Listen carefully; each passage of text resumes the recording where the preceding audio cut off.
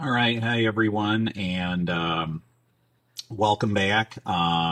So, if you recall, on the last session, we got into a little bit of the background on grass seed production. We got into, the just seed tags, different types of seed tags, a little bit about blends, and how we interpret blends and, also a little bit of the nuts and bolts of how do we determine the best kind of grass for a various site, whether it's athletic or residential, commercial, sun, shade, just just a general overview of some of the different factors that we look at when we determine grass seed selection for a job. And the reason I bring it up is because in many cases, at least in my walk of life, I don't know how much thought many of the contractors or different facility managers and whatnot really give to grass and the grass selection. And really, when it gets down to turf grass selection, it's probably the most important aspect of a lawn. So more so than having ideal soil, more so than having ideal moisture, more so than anything is really before you even get into it, determining the site, determining the needs of the site, the customer, and then really kind of picking the grass seed. Not on price, not on a price point, which is what a lot of guys end up doing, but really choosing the best seed or seed blend for that specific job, and really being confident in the when you make a recommendation, or you're going through and submitting proposals for work to be done. I really hope that you can do that confidently, knowing that grass seed isn't just grass seed. Kind of like I pointed out with a lot of times when you ask a neighbor or something like that, as I did in my own subdivision where these are all new homes. I mean, they really gave zero thought to what grass actually went along. I mean, you look at them, they look puzzled when they looked at you. I don't know, whatever landscaper used. Well, that's not really a good answer, and the sad point of that is, what ends up happening is when you have problems, say a year or 2 or 3 years or more after that lawn was put in, who gets blamed? And basically, it ends up being whoever put that lawn in, depending on how immediately after, or even worse, it ends up falling on the shoulders of whoever ultimately maintains that lawn. And more often than not, unfortunately, it's the poor, lawn care, lawn fertilization company that ends up taking the blame. I mean, I've been doing this for over 20 years, and I can say with absolute certainty, 90% of the time when a new lawn is put in, it's the fertilizing company that ends up getting blamed, whether it's insect issues, disease issues, a bad installation, the wrong grass. It's always ends up somehow falling on the fertilizing company's back when there's a problem. And if any of you are going to end up in that realm, if you're going to be doing fertilization, or if you're going to be like a full service provider, that's something to really keep in mind, especially if you plan on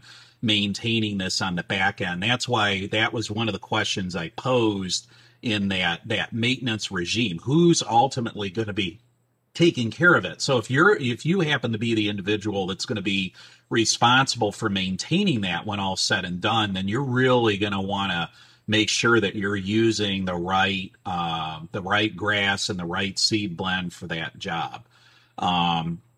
So once we've kind of taken care of that component of figuring out what the right or the best kind of seed is for that job, and hopefully I'm giving you that information, and I'm really trying to overview or fly over. I'm not trying to complicate this too much. If you go back to the section where we were talking more specifically about the what do I want to say? The more specifically talking about the actual individual varieties of grass, or I'm sorry, different species of grass, tall fescue, perennial rye, bluegrass, things like that. Hopefully started to gain a sense of which grasses might be better suited than others in a given circumstance.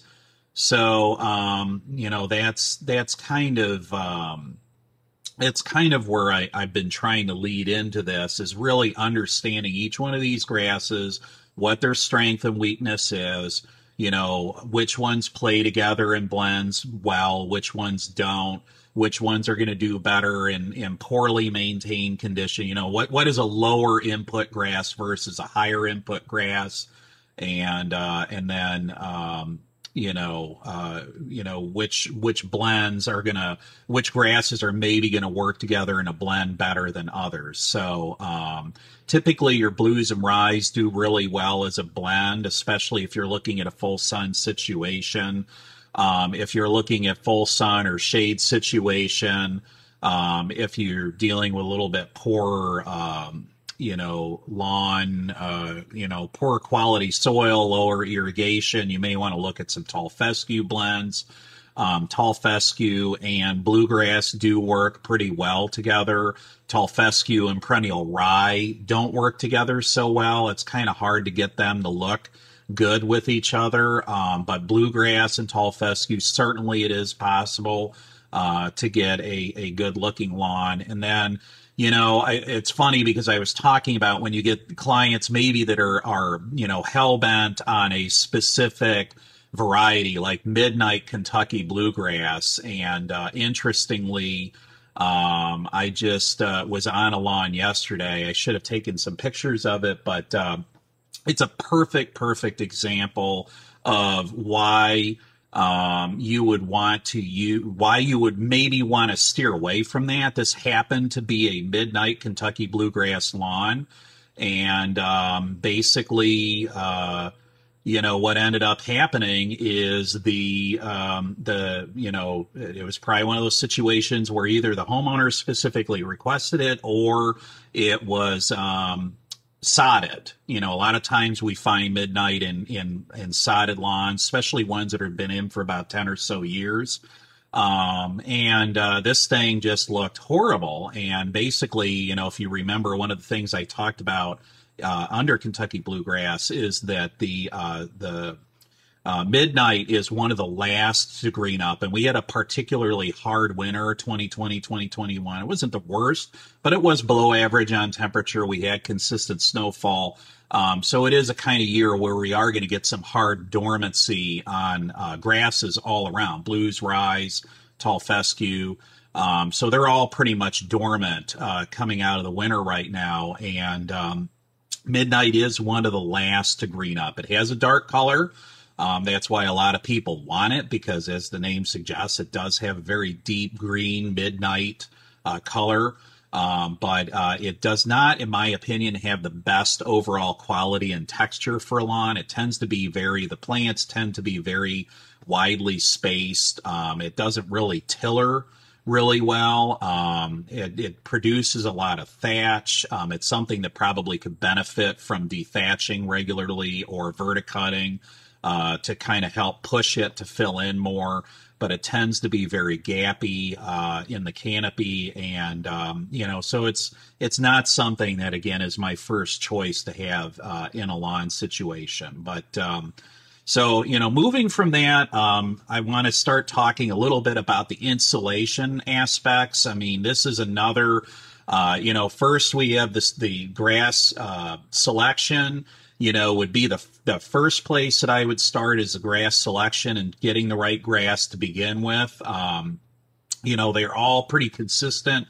When you look at the cost per square foot, they're usually between 1 and 2 cents per square foot, regardless of what grass you go with. So it really shouldn't matter what the price per bag is, because all of those bags are going to have a different spread rate, unless you're really not paying attention to how heavily or lightly you're putting that seed down. You should. You shouldn't be exceeding that seeding rate, generally speaking. So whatever the recommended seeding rate is for a specific grass, I would stick with that. And keep in mind that based on that rate, they're all going to end up falling in that 1 to 2 cent per square foot. So even though you're paying significantly more for a Kentucky bluegrass seed, that 50-pound bag is going to go a heck of a lot farther than a bag of, say, perennial rye or tall fescue or fine fescue. So, and then your blends, a lot of times, depending on what's in them, are going to fall somewhere in the middle.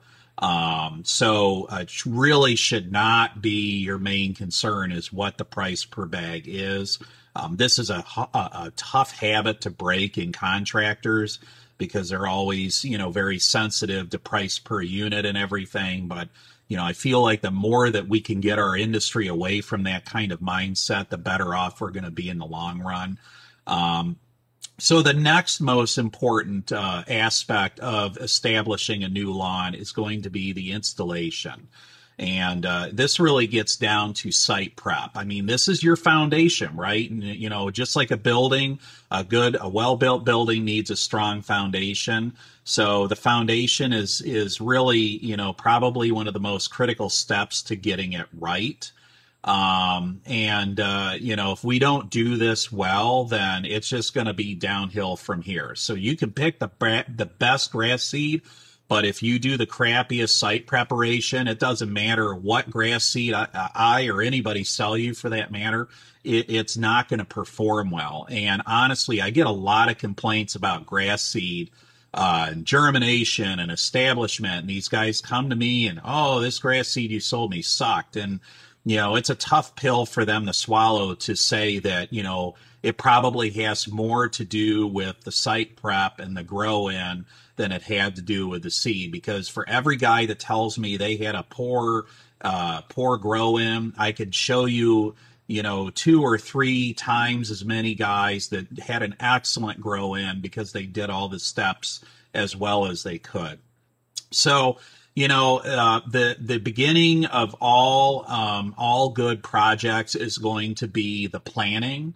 And so, before you even step foot on that property, you're going to have to start planning and orchestrating everything and lining it up. And so obviously the first thing that you're going to do if you're assessing a new installation is you're going to start with that site evaluation. You're going to actually end up walking that property at some point prior to submitting a proposal for the work to be done, and you're going to be doing a lot of calculations, before you go in and set one piece of equipment going on that property. And the most important part of that evaluation is accuracy when it comes to measuring the property and determining the square footage for materials, because especially if you're in a competitive bid situation, you're going to want to make sure that you're confident with your numbers. You're always going to put some sort of play in there, usually about, probably 10 or 20%, overage in there just to pad it. But your costing is typically going to be determined by cost per square foot. So, if you're off by a few thousand square feet, I mean, you can see very quickly that could add up to, hundreds of dollars in difference on your bid versus somewhere else. So, and while you're out there, another important note is, pay attention to the lay of the land, pay attention to, unique features or characteristics or obstacles. You're going to want to look for, where are catch basins and where are detention ponds and what's the slope of that detention pond, because that's going to determine, maybe you do things a little bit differently in that area. Maybe when you do your mulch cover or, your straw or whatever, you're going to go a different route. You're also going to want to make sure that you're paying attention to, other, abutting properties. Are there big trees or anything of that nature on a neighboring property that you need to be concerned with when you're doing all this work? Because you obviously don't want to be held accountable if damage is done to tree root systems and whatnot, while you're in there doing your grading and, soil prep.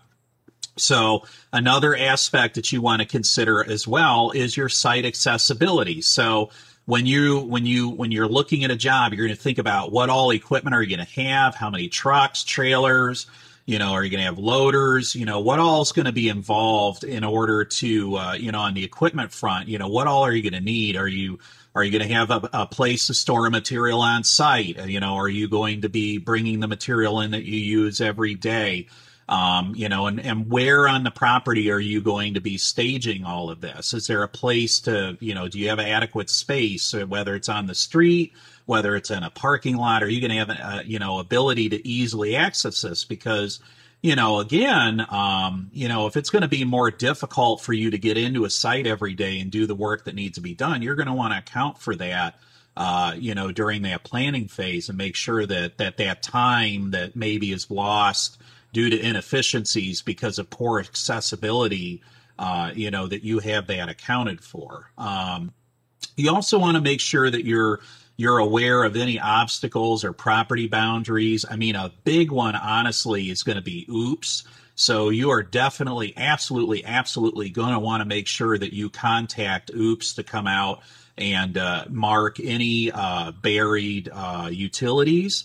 Because if you do not do that step, you are going to be 100% liable for any damage that is done. I'll give you an example in my own neighborhood. Where my house is at, it's obviously an old ag field that they turned into a subdivision, but, all over the area where I live are gas and oil wells, and there's buried pipelines underground. Well, a couple houses down from my own house, one of my neighbors is putting in an in-ground pool, fiberglass pool. And it happens to be one of my buddies that's doing the work. He ended up getting the job, and he called me over a couple months ago because while they were excavating, they actually hit.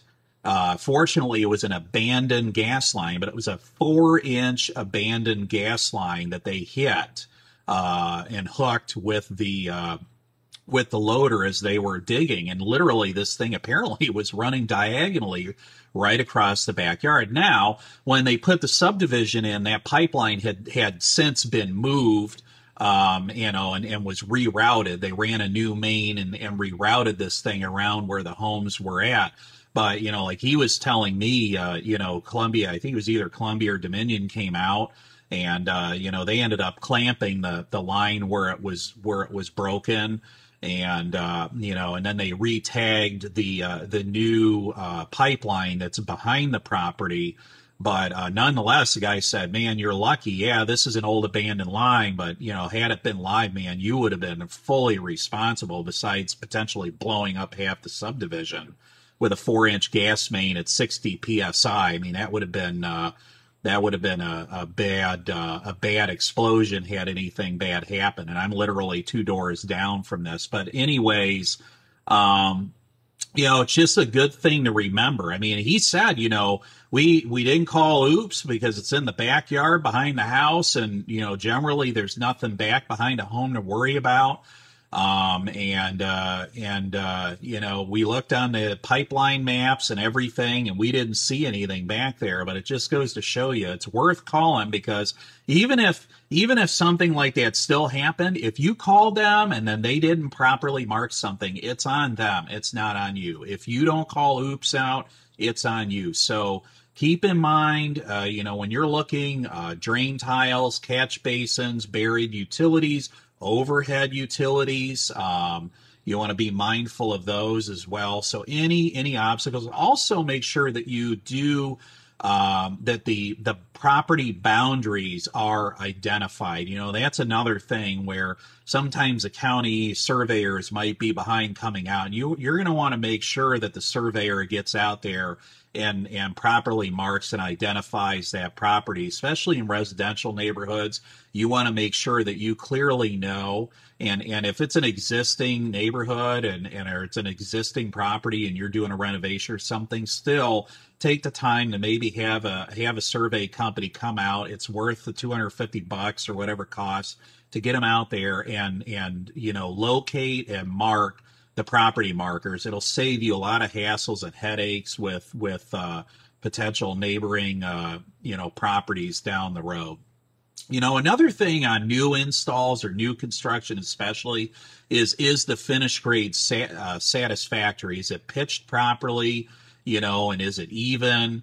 Especially in a lot of tract home subdivisions, you'll run into where they just do a quick job. I mean, I had this at my own house when I looked at the topo for my house. I mean, it wasn't even close, and I actually we were already in the home, but before I even started putting my lawn in, I actually made the developer, the builder, come out. Happened to be Ryan Holmes. I said, "Oh no," and I fortunately had a picture of what the topo was supposed to look like, so they couldn't argue with me. And I made them correct it because it was not correct, and they did, and it ended up coming out much better. He had a lot less, sink areas and low spot. It wasn't right, and I wasn't satisfied. And I had actually I had a company come out and do the finished grade work for me, the site prep, just to make it easier on myself. When I did the seeding and the grow in, I paid somebody to come in and do the prep work for me. And they actually told me, like, you would be better off having whoever the construction company was or builder come in and actually regrade it if it's not satisfactory. And I'm glad I did, because that could potentially add thousands to the cost of the job. And it's, in essence, in a lot of ways, under new construction, it's something that's supposed to be done with. In most contracts, the expectation is that the finish grade is satisfactory for you to do work. If it isn't, then you definitely want to be proactive, whether you give them a price to fix it, or if you think it's really bad, basically telling them, look, you need to go back to whoever's doing the work. Hopefully they haven't completed, moved on by that point, but you definitely go back and make sure that that's addressed before you start doing one bit of your portion of it. So if it's new construction and it's not satisfactory, again, consider asking the client to have it redone or offer to address this prior to installation. Again, this is not something you're going to want to include in your bid. This would be above and beyond. I would never advocate somebody going in, because you just have no idea what you're going to be getting into or how long it's going to take, or whether or not you even have the equipment that's heavy enough to do the work to be done. In my case, at my house, because it was so raw, I mean, they literally had to come in with bulldozers, it was a little unnerving sitting in the house and having them inches away from my foundation, but they literally had to come in with bulldozers and scrape and regrade, the lot, because it was not, anywhere near what it was supposed to be. So, again, it may require heavy earth moving equipment beyond using just a skid loader. And if you're going to do the work, you may need to sub that out. I mean, if you're having to regrade, 6 or 12 inches of soil, I mean, that's probably not something that you're going to want to scrape with a skid steer. Another component of this is, did the construction crews leave a mess? And who's going to clean that up? Because again, ideally, you're going to be left with a satisfactory finish grade to basically go in and basically do your work, the rotavating and the rock hounding and everything, and get in there and get this done. So, a lot of times on construction sites, there's debris piles where when they did the finish grade, they just kind of topped it over, and those might cause problems. They might actually, as the soil settles, you might see some of these areas showing up in the surface, down the road as that soil is settling. So that, you definitely want to make sure that all debris is cleaned up. And if it isn't, who's going to do that? Make sure that that's addressed, because again, you're not there, this isn't a charity and you're not there to do it for free. Make sure the client is aware that settling in low spots will occur, especially on newly graded properties. So, I don't care how perfect you get that, there's going to be settling. It's just a fact of life. And especially where you have underground structures where they had to excavate, pretty deeply and fill that in. I don't care how many times they drive the loaders and stuff over it, you're still going to end up getting settling. Another area that's prone to settling is anywhere that you remove old trees and tree root systems where they go in and stump grind. A lot of times you'll fill that in, and I've seen this over and over again where, a year later, they brought in soil and they heaped it up over these areas, and then a year later, as it went through one freeze thaw cycle in the wintertime, I mean, now it's down 4 or 6 inches from settling, because you don't realize just how much you're opening and loosening that soil when you disturb it, especially if it's a native soil situation. Site drainage, this is another important factor that you want to look at and address during installation. How will the water flow across the property and to where? So you want, a couple things. Number one, you want to make sure that you're not creating an unfair burden on a neighbor. You also want to make sure that you're not going to potentially interfere or clog any, say, community drain or property drainage systems.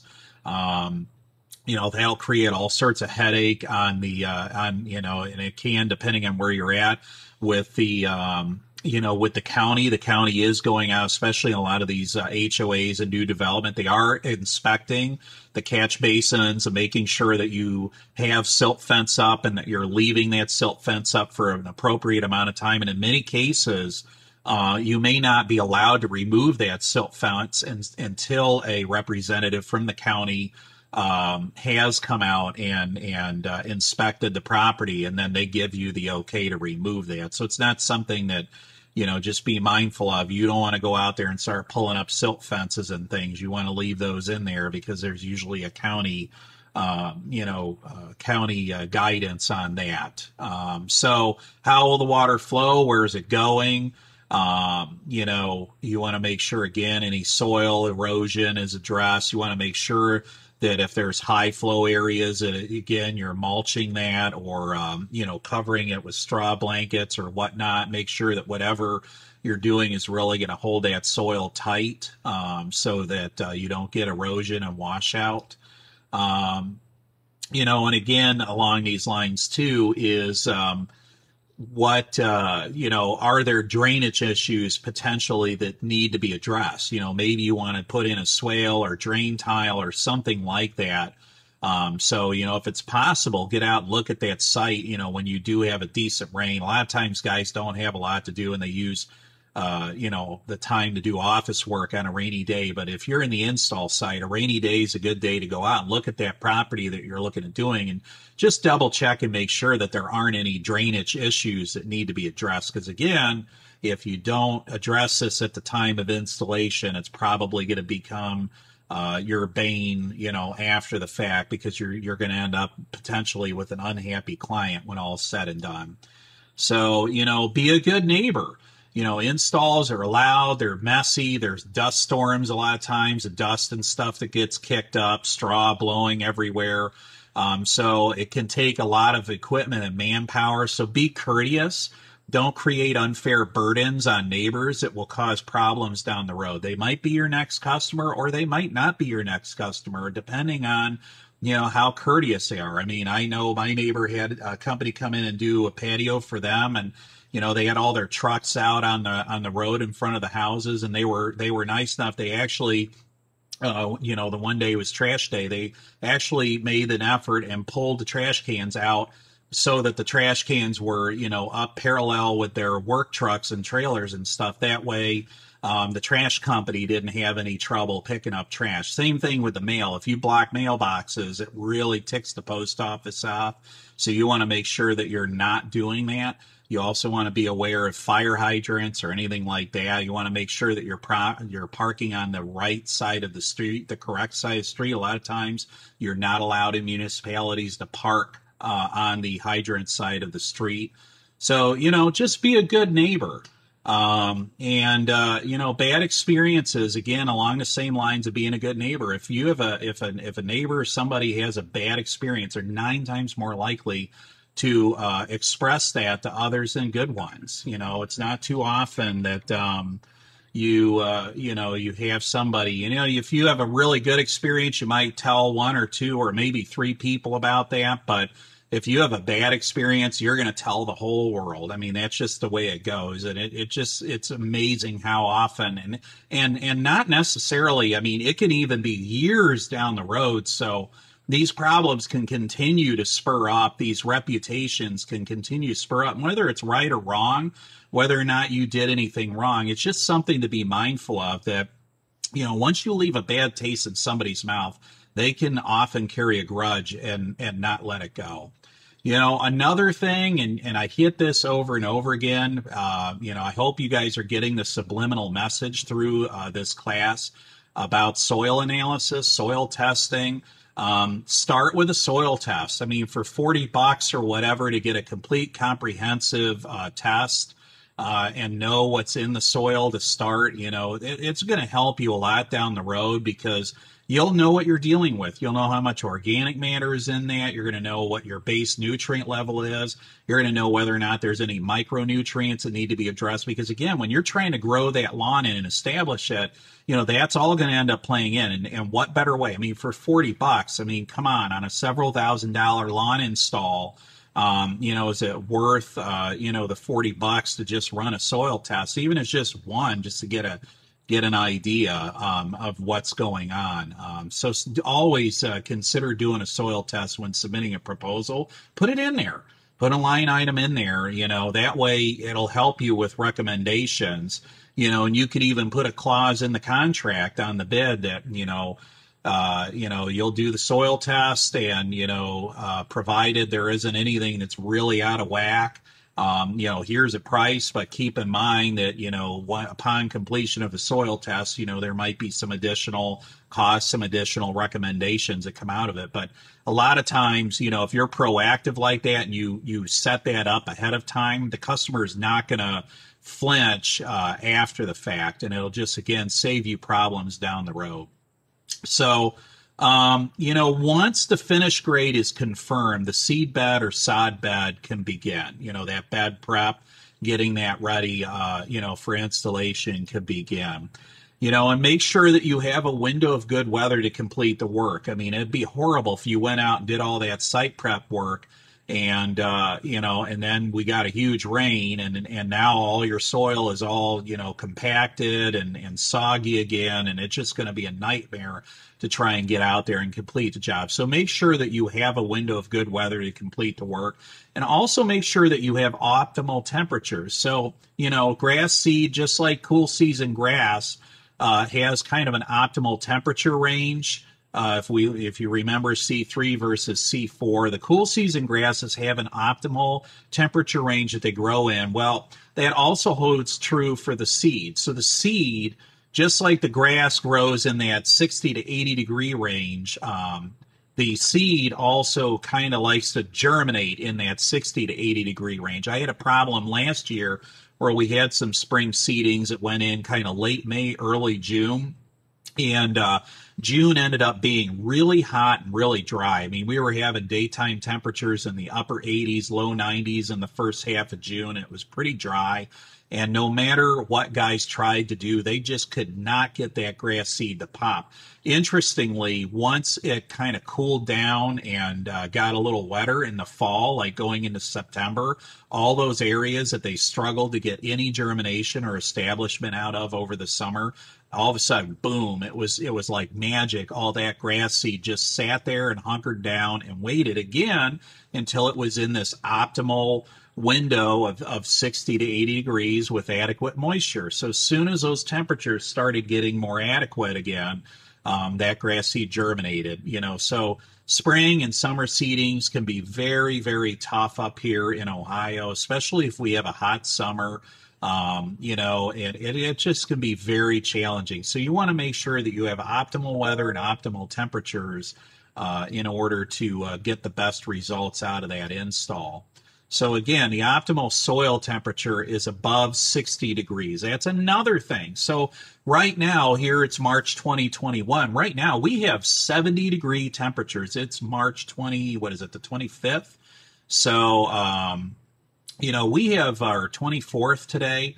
So we have really, really warm temperatures. But that soil temperature, my guess is, I haven't looked, but my guess is it's still like in the 40s would be my guess. So that soil is still really cold. You might have some clients that are saying, "Oh, look, the weather's so beautiful right now, Mr. Joe Landscaper. Could you get out here and do my seeding lawn, seeding work, and put a new lawn in?" And the question or the answer to that question is, well, no, because yeah, while the weather is warm right now, it's not going to remain that way. We know that what goes up comes down, especially in the spring, especially this early, as it will toward the latter part of next week. We might even be flirting with some snow again. So that's just the way weather goes in Ohio. And, the bigger thing is that soil temperature. If you want to know where that optimal temperature point is, it's at and above 60 degrees. So when that soil is consistently at or above 60 degrees, that's when the grass seed's going to germinate. If you put it down now, literally nothing is going to happen. Well, something might happen. That seed might rot, okay? Depending on what it is. Especially your bigger seeds like blue and rye. And if you put coated seed down where it's got that moisture absorbing coating around it, that polymer around it, you're going to have problems. So definitely wait until your soil temperatures are above 60 degrees. There is a website through the Ohio Ag Center, through Ohio State University, OARDC. That's the Ohio Ag Research and Development Center. So that's down in Worcester. They actually do have, they maintain growing degree days, and they also maintain some of the weather data. And you can go in there and actually find soil temperature data. So you don't have to buy a soil probe. If you want to, great. But you don't have to. Some guys actually keep a soil probe in their yard somewhere at their own home, and they're constantly monitoring it. That's awesome if they're doing that. But just know that there are resources out there. If you go on the internet, you can find places where you may be able to tap into some of that data regionally, at least, to get an idea of what the soil temps are doing around us.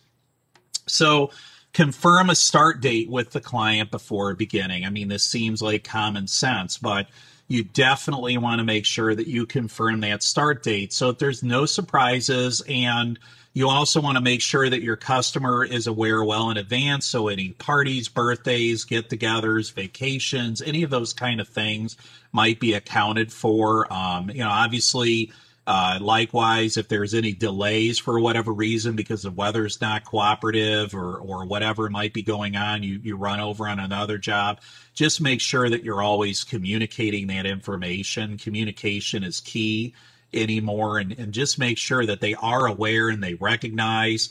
You might verbally tell them, but you might want to follow up with an email confirmation too. You can easily put like something on Google Calendar and share that with them that, hey, look, that way it reminds them that on or around that date is when you're planning on beginning, so that they don't forget. Because a lot of times we can tell people things and they're either not listening, or they're, lost in their own thoughts, or they hear it, but then they didn't write it down and they forget. So you want to make sure they're not as surprised as you are when you show up on their property. Now we're going to get into a little bit of the seed bed prep. So this is a point in time where probably to begin, you're probably going to address any minor grade issues. So, hopefully, ideally, that soil has sat there a little bit. It's not completely settled, but maybe you got a few rains on it to where it was able to kind of even itself out a little bit. And so if there's any minor grade issues or whatever, this is a great time when you're just getting in there to maybe address those and kind of even it out a little bit more and make sure it's as uniform as possible going in. Again, ideally, there's been a little bit of a gap in time between when the finish grade was done and when you're coming in there and doing the lawn. It's kind of challenging if you're literally coming in there right on the back of the construction company doing this work. Sometimes it's unavoidable, but if you can help it, try and give that soil some time to rest and settle before you get in there and start doing the grading and rock hounding and everything to prep that seed bed. So This is also a time that you're going to add any soil amendments or topsoil. Typically, it's not uncommon to, maybe bring out, several yards, maybe 20 or 30 yards of soil, depending on the size of the job. I know when mine was done, they, I think, brought in about 8 or 10 yards.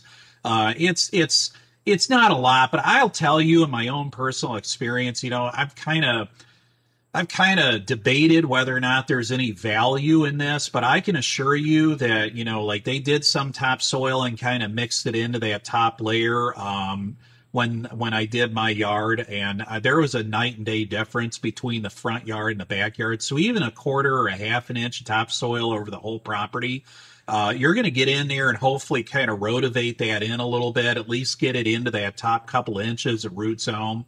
If you're not going to use topsoil, you can also use like organic matter, like leaf humus or composted manures, biosolids. There's a product called Technogrow, which is basically biosolids poop.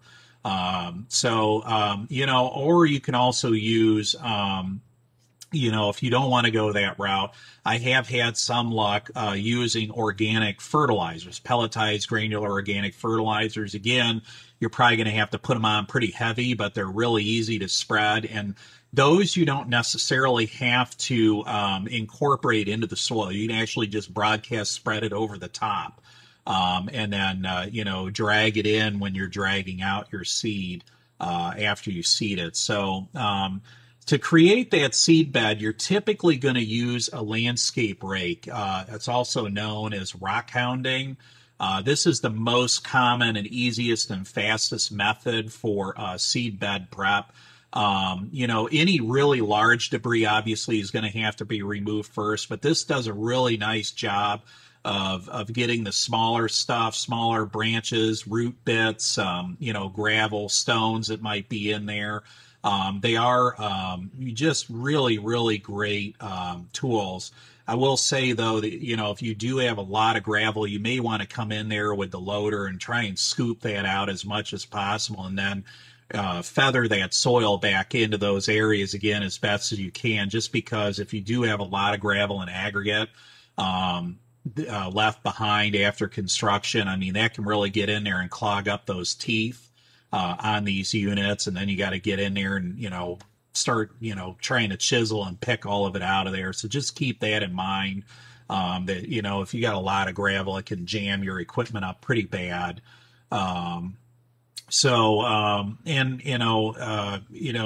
other thing that you're going to want to look at is, where are you going to dispose of the debris when all's said and done? So again, when you're pricing this out and bidding it out, you're going to have some, debris left over. Can it be disposed of somewhere on the back of the property? Could it be disposed of, in a retention basin or somewhere of that nature? Where could this, waste material be disposed of? A lot of times you may have to actually haul that away and dispose of it at a dump. You're probably not going to get a recycling center to take it just because of everything that's going to be mixed in there with it. But keep that in mind is, if you're pulling a lot of debris off when you're rock hounding, you're probably going to have somewhere to dump all that when all's said and done. Rock hounding requires less manpower overall. In our current climate, manpower is really, really tough to come by. So, one of the nice things about, having this skid loader rock hound setup is, it really, for all intents and purposes, could be like a one-man job, or you could have a guy just literally going around from job to job and, area to area and doing this work while the rest of your install crew is behind. So these are real time and labor savers. Really cuts down on the amount of hand power that you need doing the work. You are still going to have some handwork to be done. You're not going to be able to get right up adjacent to structures or obstacles. So, in a lot of areas, or if the slope is too aggressive, you probably are going to have to do some hand raking, especially, like I said, around foundations, beds, or other structures. So you are gonna be involved with that. Typically, you're going to be using a hardscape rake or an Accuform bunker rake, or one of these landscape rakes. Those are typically what you're going to be using The Accuform rakes are nice, those sand bunker rakes, because they are a wider, I think a landscape rake's usually about, 18 inches or so. You can find these bunker rakes. Sometimes they can be like a 30 or 36 inch rake.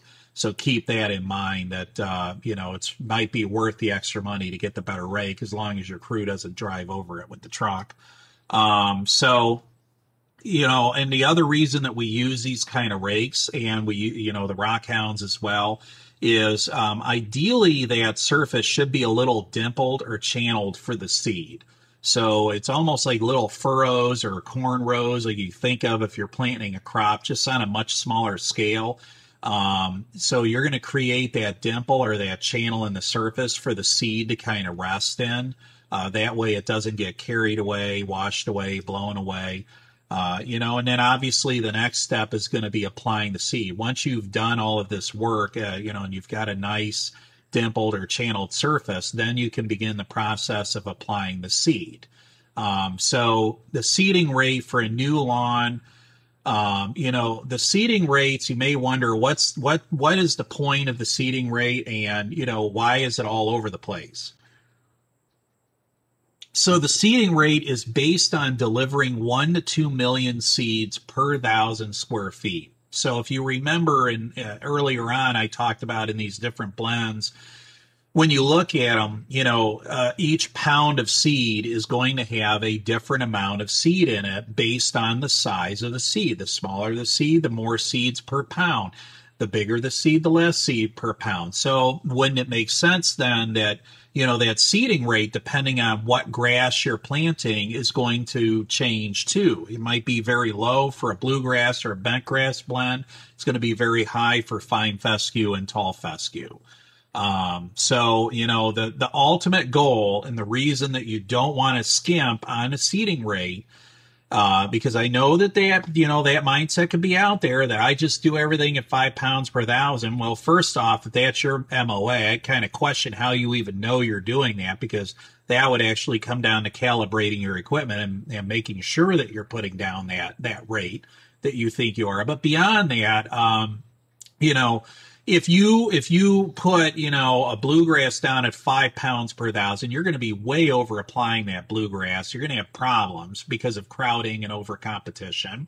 Likewise, if you're putting a tall fescue down or a ryegrass, you're going to be potentially under applying that grass seed, and you're going to have problems the other way, where once it starts germinating and growing in, it's going to be too thin, and it may take it forever to establish. So, again, this comes down to personal accountability for all of us as landscapers and environmental stewards, that we're actually doing this properly. If you follow the directions and you do things properly, you're going to minimize the amount of problems that you're going to have, the amount of aggravation and frustration on the customer's part when all's said and done. Again, I talked about this earlier. The cost of seed usually falls between 1 and 2 cents per square foot, regardless of the type. So please, please, please don't get hung up on the price per bag. It's the least costly input, but it has the biggest impact on the outcome. So don't skimp. This is not the place. If you're looking to save money and cut corners, this is not the place to do so. And at the end of the day, along the same line, do you think a customer is really going to balk at spending an additional couple $100 on a several $1,000 job? Do you really think that they're going to, oh man, that extra $200 you want to charge me? At the end of the day, honestly, they're probably not going to even know. Unless you actually pointed out the fact that, I really would, Mr. Jones, I really like to use this grass seed on your lawn versus that grass seed, and it's going to cost you an additional $200. No, you're not. Most likely you're not. They're not even going to care. So you're just going to, put this cost right into the cost of that job. Even if you itemize it out, they're not going to know the difference. They're just going to see the price on there. Okay. So, really, I feel like we tend to, I don't know, it's like Peter with the rock. I think we tend to beat ourselves up too badly over this and get too price conscious, price sensitive, and we don't give the customer the benefit of the doubt. So honestly, my recommendation, if I'm going and bidding the job, I'm going to put the cost to use the best seed in there possible. I'm going to make sure it's priced appropriately, and I'm going to hand it to them. Okay. And at the end of the day, I'm going to know that that additional $100 or $200 it might cost to use that good seed, is minimal in the scheme of the job. And at the end of the day, you really just want to give them the best results. But I would just put it in there and run with it. I would venture to say that most of the time they're not going to know.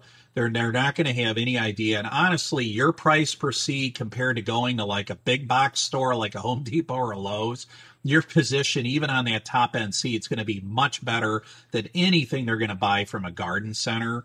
So don't worry about it so much. Please don't worry about it. So let's talk a little bit about seeding rates here. So Kentucky Bluegrass, typically, depending on the blend, depending on the varieties, you're going to be somewhere in that 1 to 3 pound per 1,000 square feet range on a new seeding. So it is very small. Bentgrass by comparison, I don't think I have bentgrass in here, but bentgrass by comparison, it might only be half a pound per 1,000 square feet on a new seeding. So Kentucky Bluegrass, again, very small, don't need a lot. So that bag of bluegrass, even though it might be $200, it usually isn't, but even if it was $200 for a bag of bluegrass seed, it's going to go so far. I mean, 1 pound per 1,000, that means you're going to get a half an acre out of a 50-pound bag, potentially, of bluegrass, depending on what it is. So keep that in mind. Blue rye blend. So depending on how much blue and how much rye is in there, again, blue is small and rye is big. So, the more rye, you're going to be at the upper end of the scale. If it's more blue, you're going to be at the lower end of the scale. So typically blue rye blends, you're going to be somewhere in the neighborhood of 3 to 5 pounds per 1,000 square feet on a new seeding. So perennial ryegrass, again, if you're just doing, say, a three-way, rye blend, which is real common out there for rye, to get a three-way rye blend. A lot of times it's a gray leaf spot three-way rye blend, which is great. Try and go that route if you can. Your perennial ryegrass on a new seeding is typically going to be in the 5 to 6 pound per 1,000 range. And then we get into the tall fescues and the fine fescues. So these are really your monster seeds. They are big. This one, you're probably going to be in the neighborhood of 7 to 8 pounds per 1,000 square feet, typically on a new seeding. And again, make sure that you're accounting for the percent in the bag, times that germination rate. So you may want to pad these numbers a little bit, maybe 10 to 15% to account for the germination rate. Again, typically the germination rate, honestly, from any tests I've ever seen, is usually in the mid to high 90s on seeds. So I wouldn't get too caught up on it, but just keep that in mind. Also make sure that you pad it a little bit, for, maybe walking too fast, walking too slow. So again, plan on budgeting for, at least 20% more seed. Keep in mind that it might be 10 to 15% more seed just in general because of the purity times the germination on that bag of seed to ultimately get that poundage of viable seed that you want on that job, but also underage, overage, seed blowing away, seed going places it's not supposed to. Plan on probably roughly about 20% more seed than the square footage that you've accounted for. You just want to make sure that you're compensating for these factors, the amount of seed that's going to be dormant, amount of seed going places it's not supposed to. So the amount of pure live seed is, we talked about this, I think, in the last module. So you take your germination and you multiply it by the amount that's capable of germinating. Okay, so again, you're taking your percent purity of pure live seed times the germination rate to get the capable amount of germinating. So a certain percentage of that seed is not going to germinate. A certain percentage of that seed is going to lay dormant. Okay, so that's where these germination rates really come into play. is how much of that seed is actually going to germinate when you put it down. Granted that you're in ideal weather and temperature conditions and that your soil temperature is in an optimal range. So again, just a general rule of thumb, whatever you come up with for that job, if it's say 50-50 blue rye blend and you're going to put it down at 5 pounds per thousand would be the recommended rate. Just make sure that you're adding a little bit, about 20% more to that, and you're adjusting your rate on your spreader to account for that, because you got to overcome some other factors that we don't normally think about. So you're going to use a spreader to get even coverage. So typically it's going to be a rotary spreader. You are going to watch your overlap. Keep in mind that seed is kind of lightweight. So it tends to kind of blow and whip around with the wind, and you want to make sure, so when you do your passes, you're going to want to make sure that you're accounting for that. Try and do it when it's not windy. It just makes it really brutal and hard to get even coverage. And then make sure that your overlap is good so that you're getting good uniform coverage. When you step back and look at each pass, look and see, make sure that you don't have like areas undulating across that lawn, between your passes where it's heavier and thinner in between. So you want to make sure that you have good, even coverage. My preference for seeding is a Gandy drop spreader.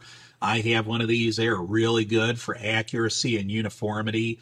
They also, just do a really good job of dropping it when you leave those channels or chamfers in the soil.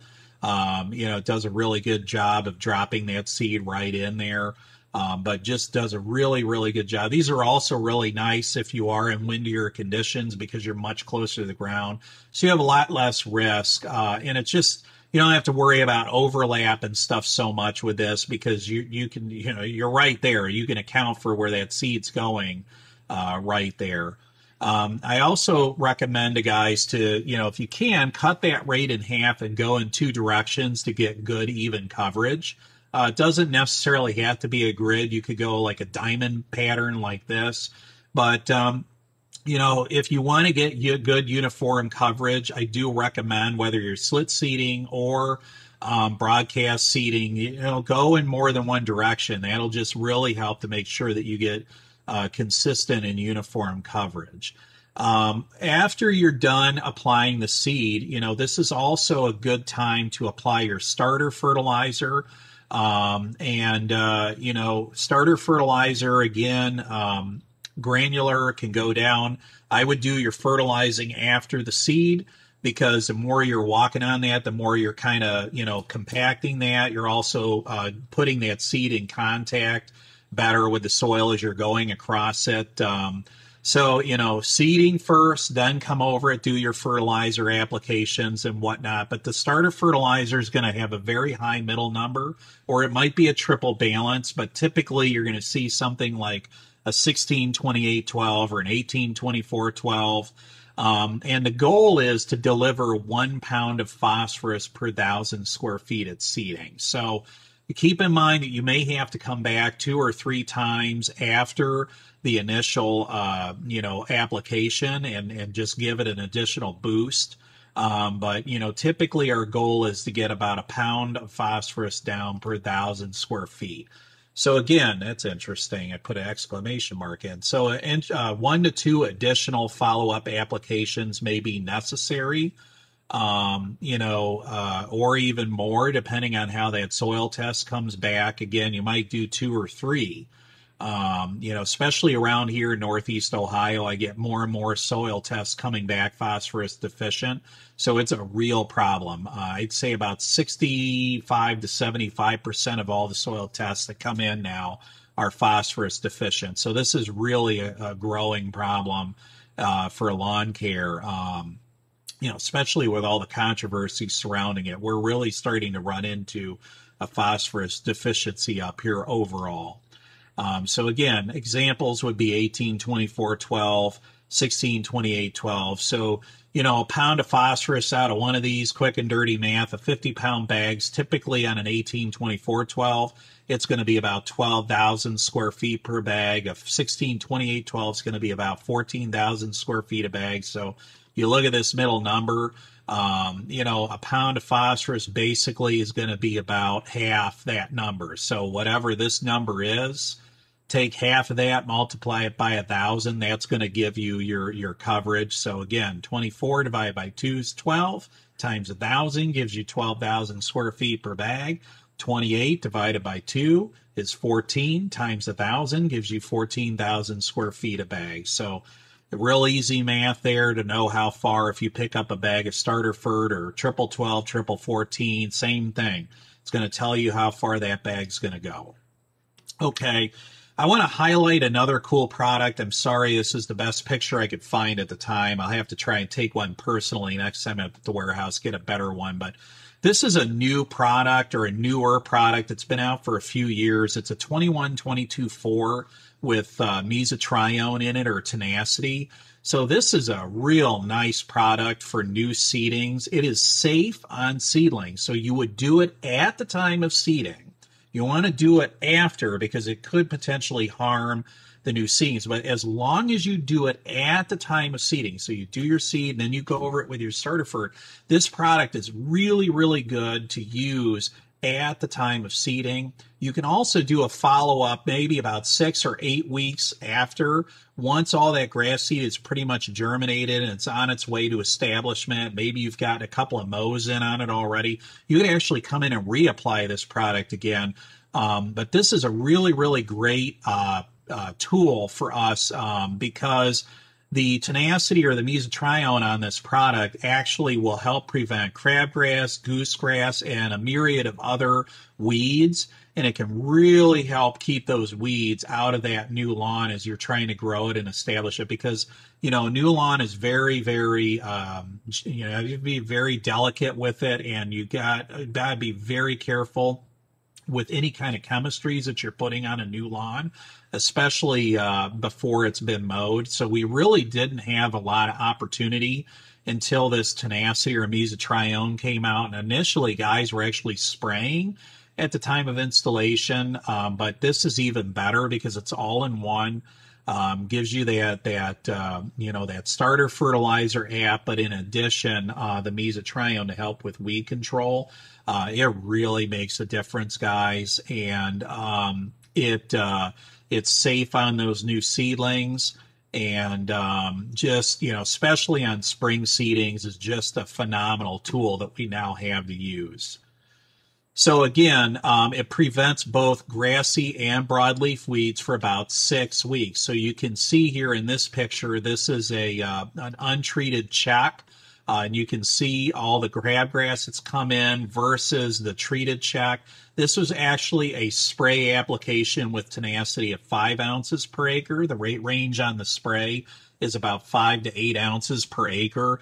Again, not everybody is set up to spray it. I even had guys going out backpacking this on lawns. That's how big of a time and game saver this has been for them, to go out and actually take the time to actually backpack a lawn to spray this product out.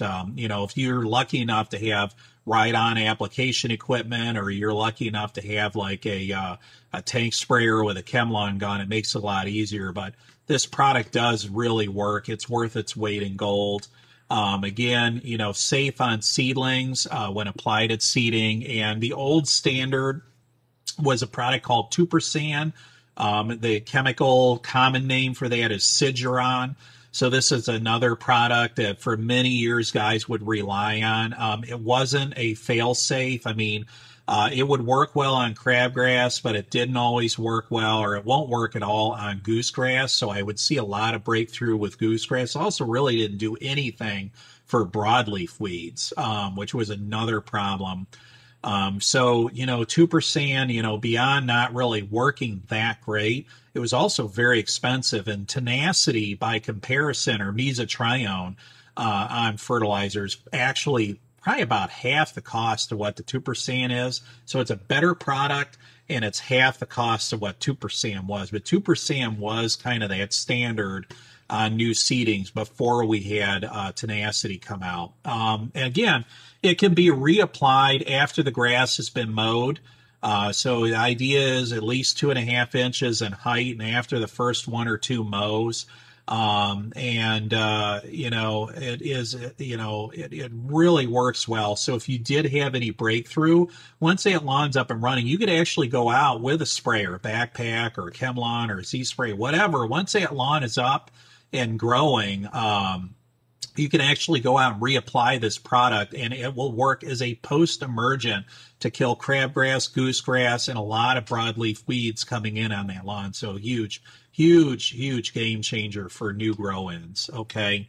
So another aspect, once we get through all of that, once your seed is down, once you put your starter fertilizer down, or your starter fertilizer with the mesotrione in it down, I recommend dragging. If you can drag it with a mat, this can be done with equipment. It can also be done by hand. I did it by hand at my own house. I actually used carpet remnant from the construction of my home, and I literally just, threw that carpet down. I had some rope, tied around it, whatever, just kind of wrapped it up on a rope and dragged it down with a rope and a rod and that piece of carpet, and use that as a drag mat. And believe it or not, even though it's carpet, you might say, hey, did grass seed get caught up in it? No, not really. I was surprised. I kind of was worried that the grass seed would get caught up in it, but it didn't. But you could use a piece of chain link fence or anything really for that matter.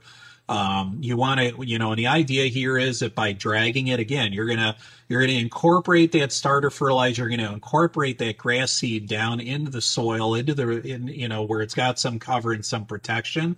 It'll keep the wildlife from getting at it. It'll also help cover that seed and get good seed to soil contact, which you really want in order for that seed to germinate and establish properly.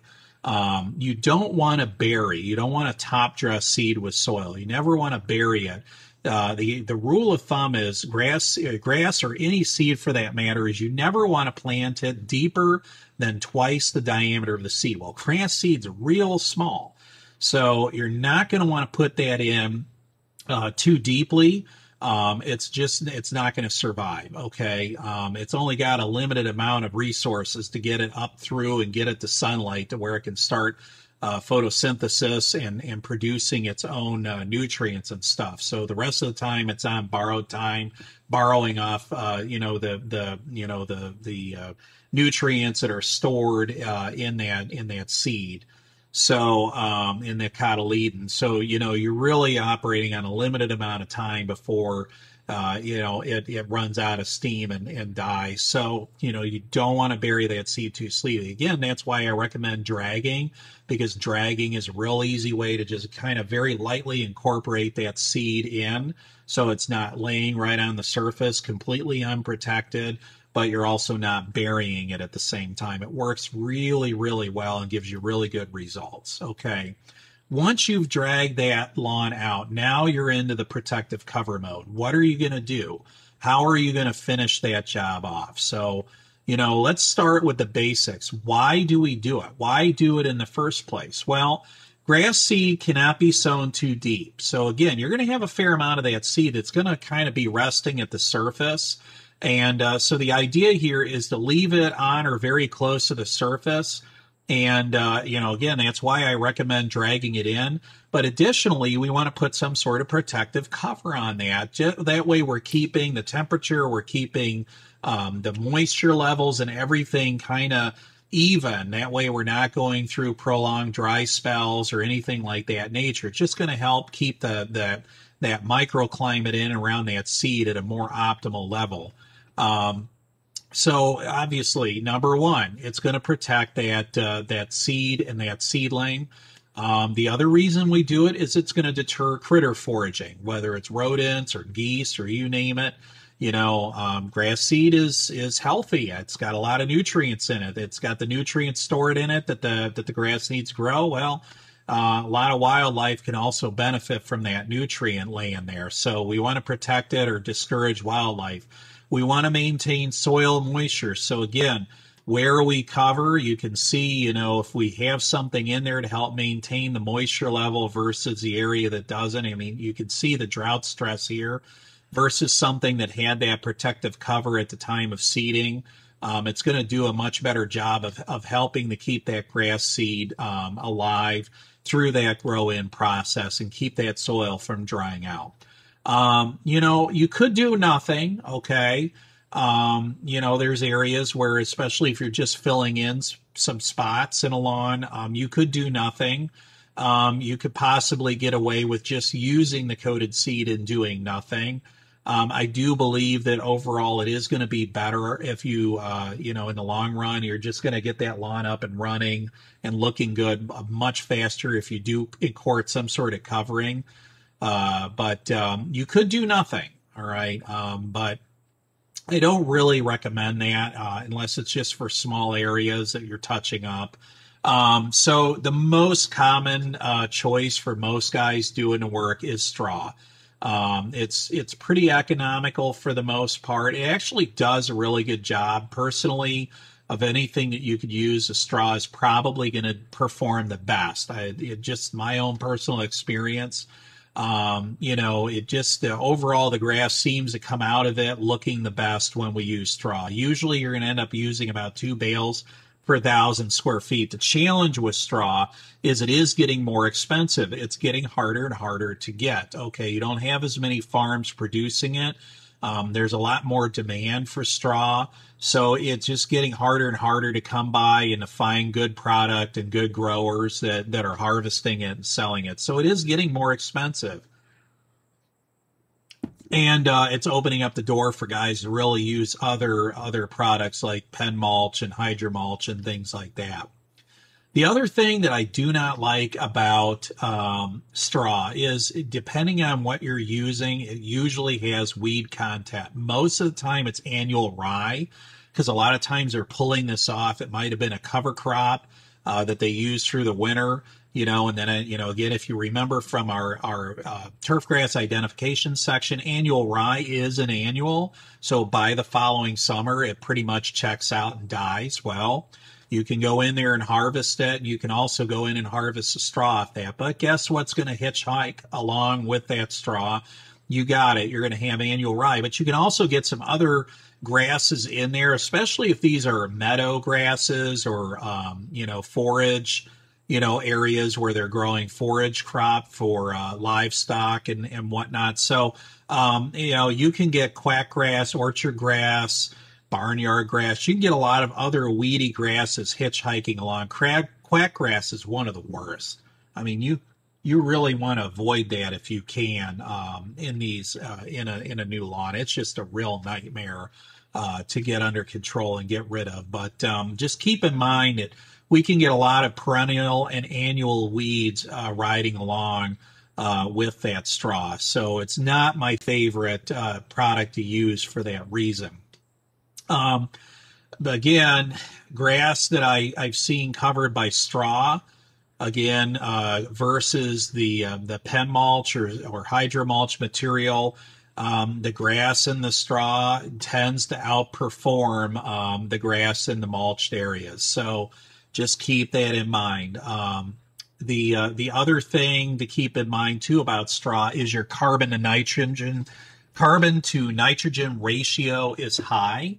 It's about 30-1, so you need to fertilize a lot until that straw is fully decomposed, because it's a good food source for microbes. The problem is, because that carbon ratio is so high, you're going to puke out your microbes in the soil if they don't have enough nitrogen to call on to break down that carbon content. So it's not uncommon, for me to go back to lawns. Sometimes they've been in for 2 or 3 or more years, and you can still go in and find that straw. It's almost like thatch. It's just sitting there and it's not decomposing. So something to keep in mind when you straw, not necessarily a bad thing. Just want to make sure that you're keeping the nitrogen inputs up on strawed lawns, because it will lose nitrogen. That color will fade quickly.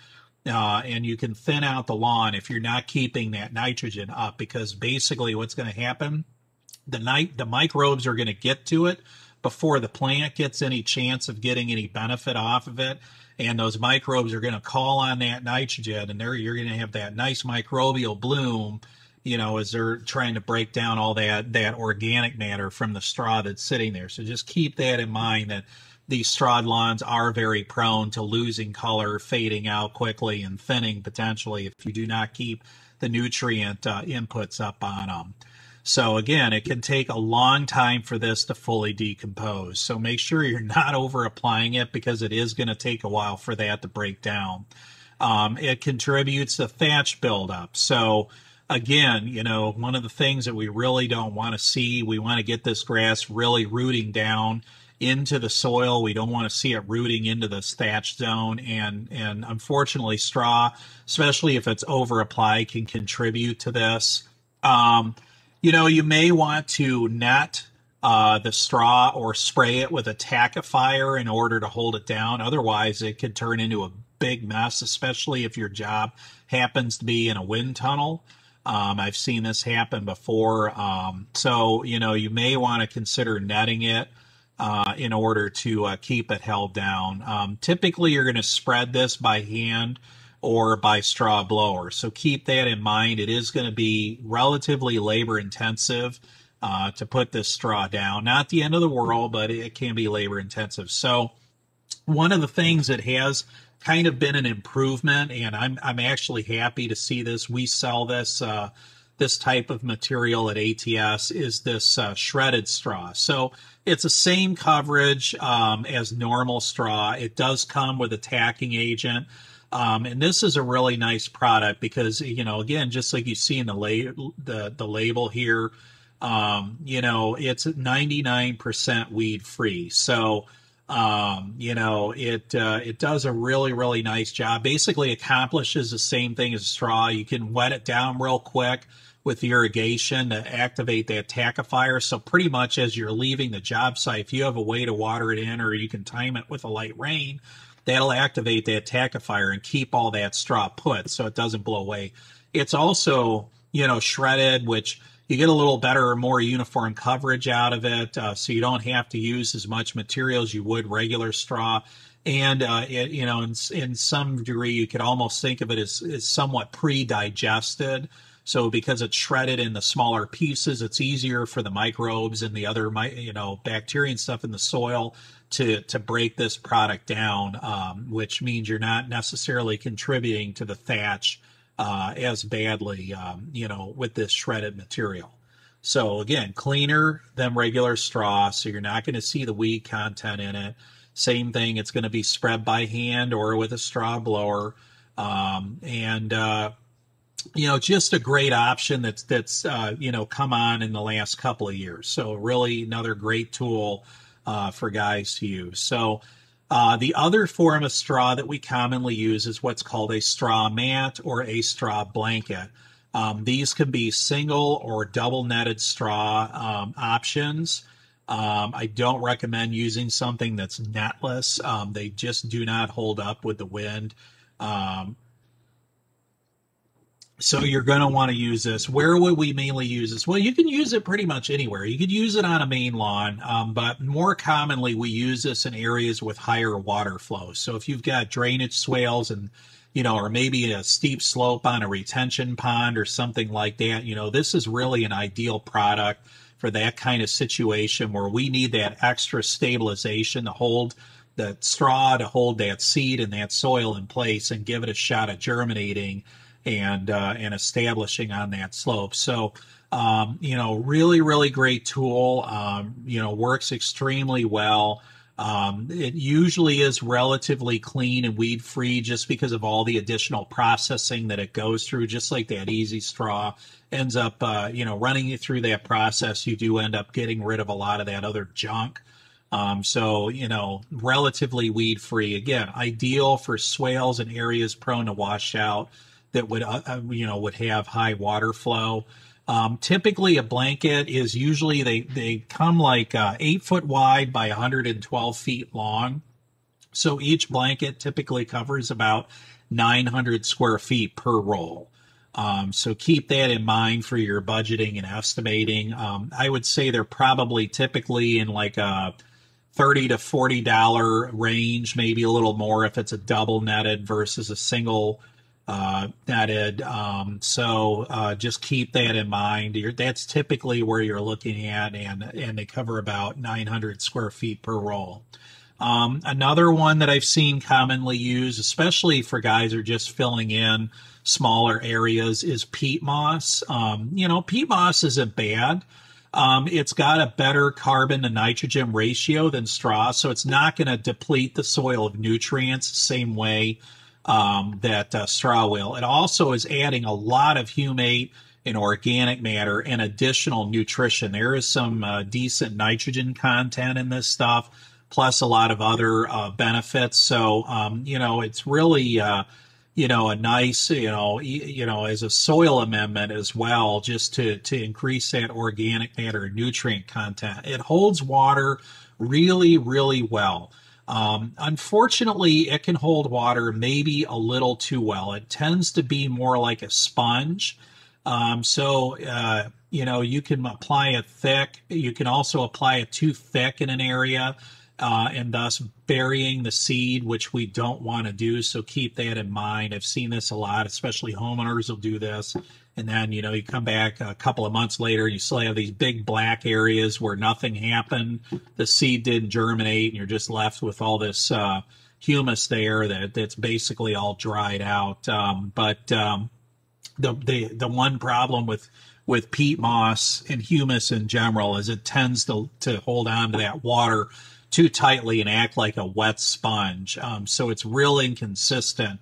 Growers in the greenhouse and grower segment will tell you this too, that, working with peat moss, it can be very temperamental with water management. It's kind of it's a pain in the neck for them to work around and work with when they're, with the watering and everything, with stuff in their hoop houses and everything. I mean, it can dry out real quick, or some stuff will hold too long and you get, rot setting in. So it's just something to be mindful of.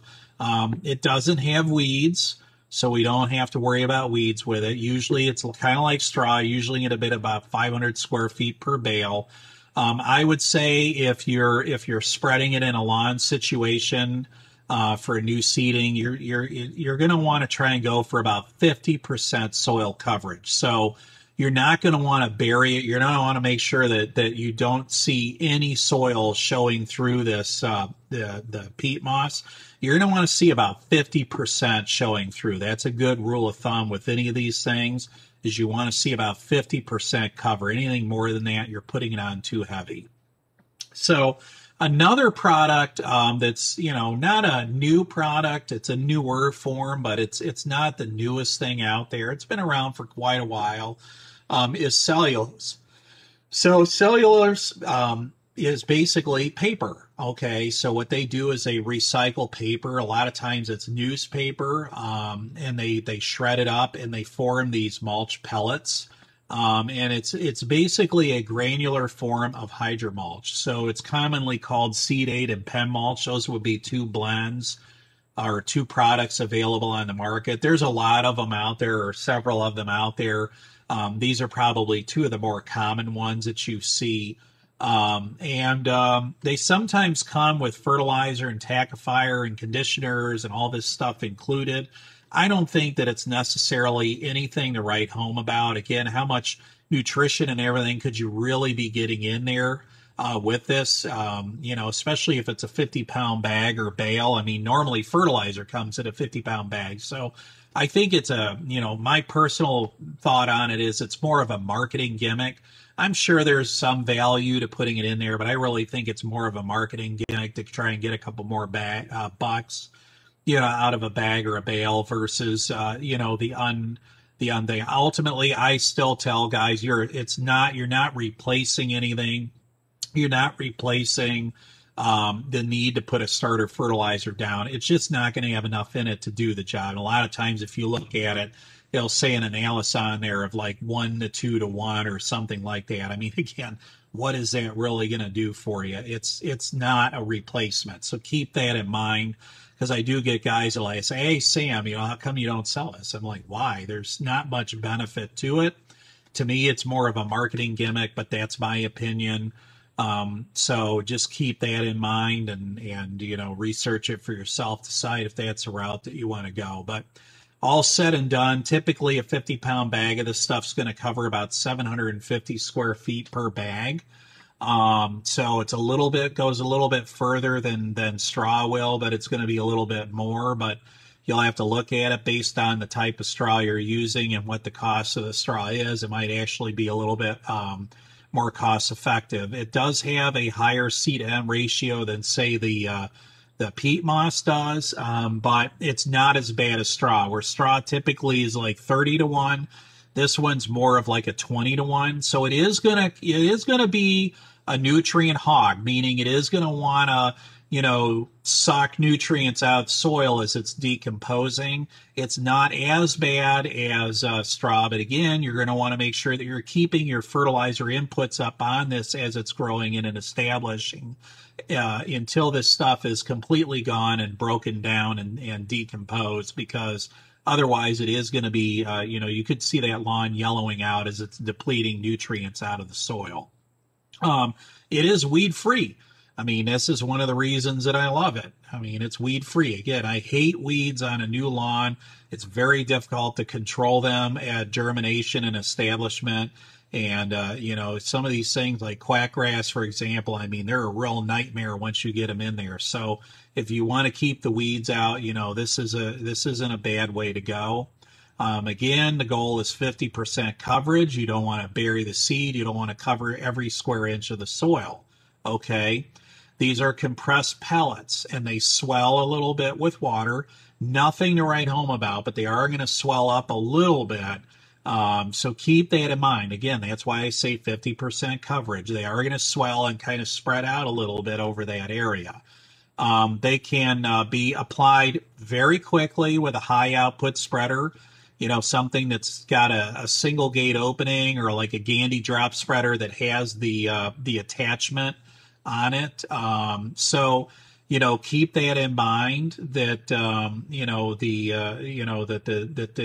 if you're in a labor crunch, this again could be a time saver if you have the right equipment to spread it. Again, I would recommend an HVO spreader, like a compost spreader, or at least a spreader that's got that single gate opening, like a spiker spreader's got one opening in the bottom, where you can have better flow out of that. Or again, the Gandy drop spreader style spreader with the pen mulch attachment on it. It is prone to drying out faster, but it is better than doing nothing. So compared to straw, it does seem to dry out faster. And if you see here, you can say, oh, well, look, it's just shaded. No, that's actually what's happening here. Is this area is getting full sun. This area in here is more shaded by these trees, and everywhere that it's more shaded, you can see even the soil color is darker, and that's because those areas are retaining that moisture better than these areas in the sun. So keep that in mind. This is not a replacement for irrigation. It's a tool. It's an aid to help give the seed protective cover and help keep that hydrated. But just like anything, it's still going to be prone to drying out. On the flip side, we don't want to overwater, because again, it is going to help retain moisture. So we also want to make sure we're not going, swinging the pendulum the other way and making it too wet. The downfall of it is prone to washing out and ponding. And I ran into this at my house especially. So I got done working, and then right after that, we ended up having a period of heavy rain, and I had some areas where it washed out, and all of the pen mulch and the seed and everything just kind of washed away. And I literally had some channels in areas like this in my brand new lawn that I just seeded where, that rain washed it out. It's like, and it doesn't take much. I mean, if you've got a little bit of slope to that lawn, it's going to do this, especially when you're getting a heavy downpour. So it's not good for it should say high flow. I must say I got a string of typos in here I didn't correct, but it's water in high flow areas. It is not meant for that. If you do have high flow, again, the straw blankets are going to be probably the best route to go for that. It needs to be activated with irrigation, so a light rain or, irrigation system running that just to kind of moisten this and hydrate it will help to open that up and fluff it out. Again, that'll help to reduce or minimize the amount of washout that you get. It's not going to eliminate it. If we get a monsoon, sorry, it's probably going to get carried away, especially if the grass hasn't already started germinating and is starting to establish. So So for that reason, a lot of guys do turn more to hydromulch. Again, this isn't a bad product for new installs. I did it at my house. I had a half acre of turf that I did, and most of it I did do with seed aid. Most of it was just fine, other than a couple of washout areas. So you absolutely don't want to, I don't want to discourage you from trying this or using it on new lawn installs. But it's also excellent for patching, especially plow damage or bare spots, areas where maybe you had some insect or disease damage that you have to go in and replace. So it's great for touch-ups as well. But another tool that's commonly used is hydromulch. So again, made from cellulose or paper. It's also made from wood fiber, or it can be a blend of both. So common forms are 100% cellulose, or, we see a lot of 70-30. Sometimes there's some 50-50, or there's 100% cellulose, which is just paper, okay? The bales typically cover about 1,000 square feet per bale. Again, we're usually looking for about 50% coverage. You can see this actually, in my opinion, is maybe a little bit heavier than it should have been done. You should still be seeing more soil through this, especially in some of these brighter areas. You could see like that's some really, really heavy cover. So surprisingly, you're probably, those areas are going to come in a lot slower probably than these thinner spots. So again, 50% coverage. We don't want to overdo it. So these would be some examples. You can kind of see, you can see how you can actually see that soil showing through, almost like a screen on a window, where you see where it's blacked out on the louvers of the screen material, versus if you were just looking out the window without a screen. It's kind of the same thing. You're going to get that filter effect where you kind of see the area, again, a little bit more unevenness. You could see where it ran a little bit thicker in some spots, a little bit thinner in others. This one definitely was a little bit more uniform, and you can even still see that channeling from when they rock hounded this left behind.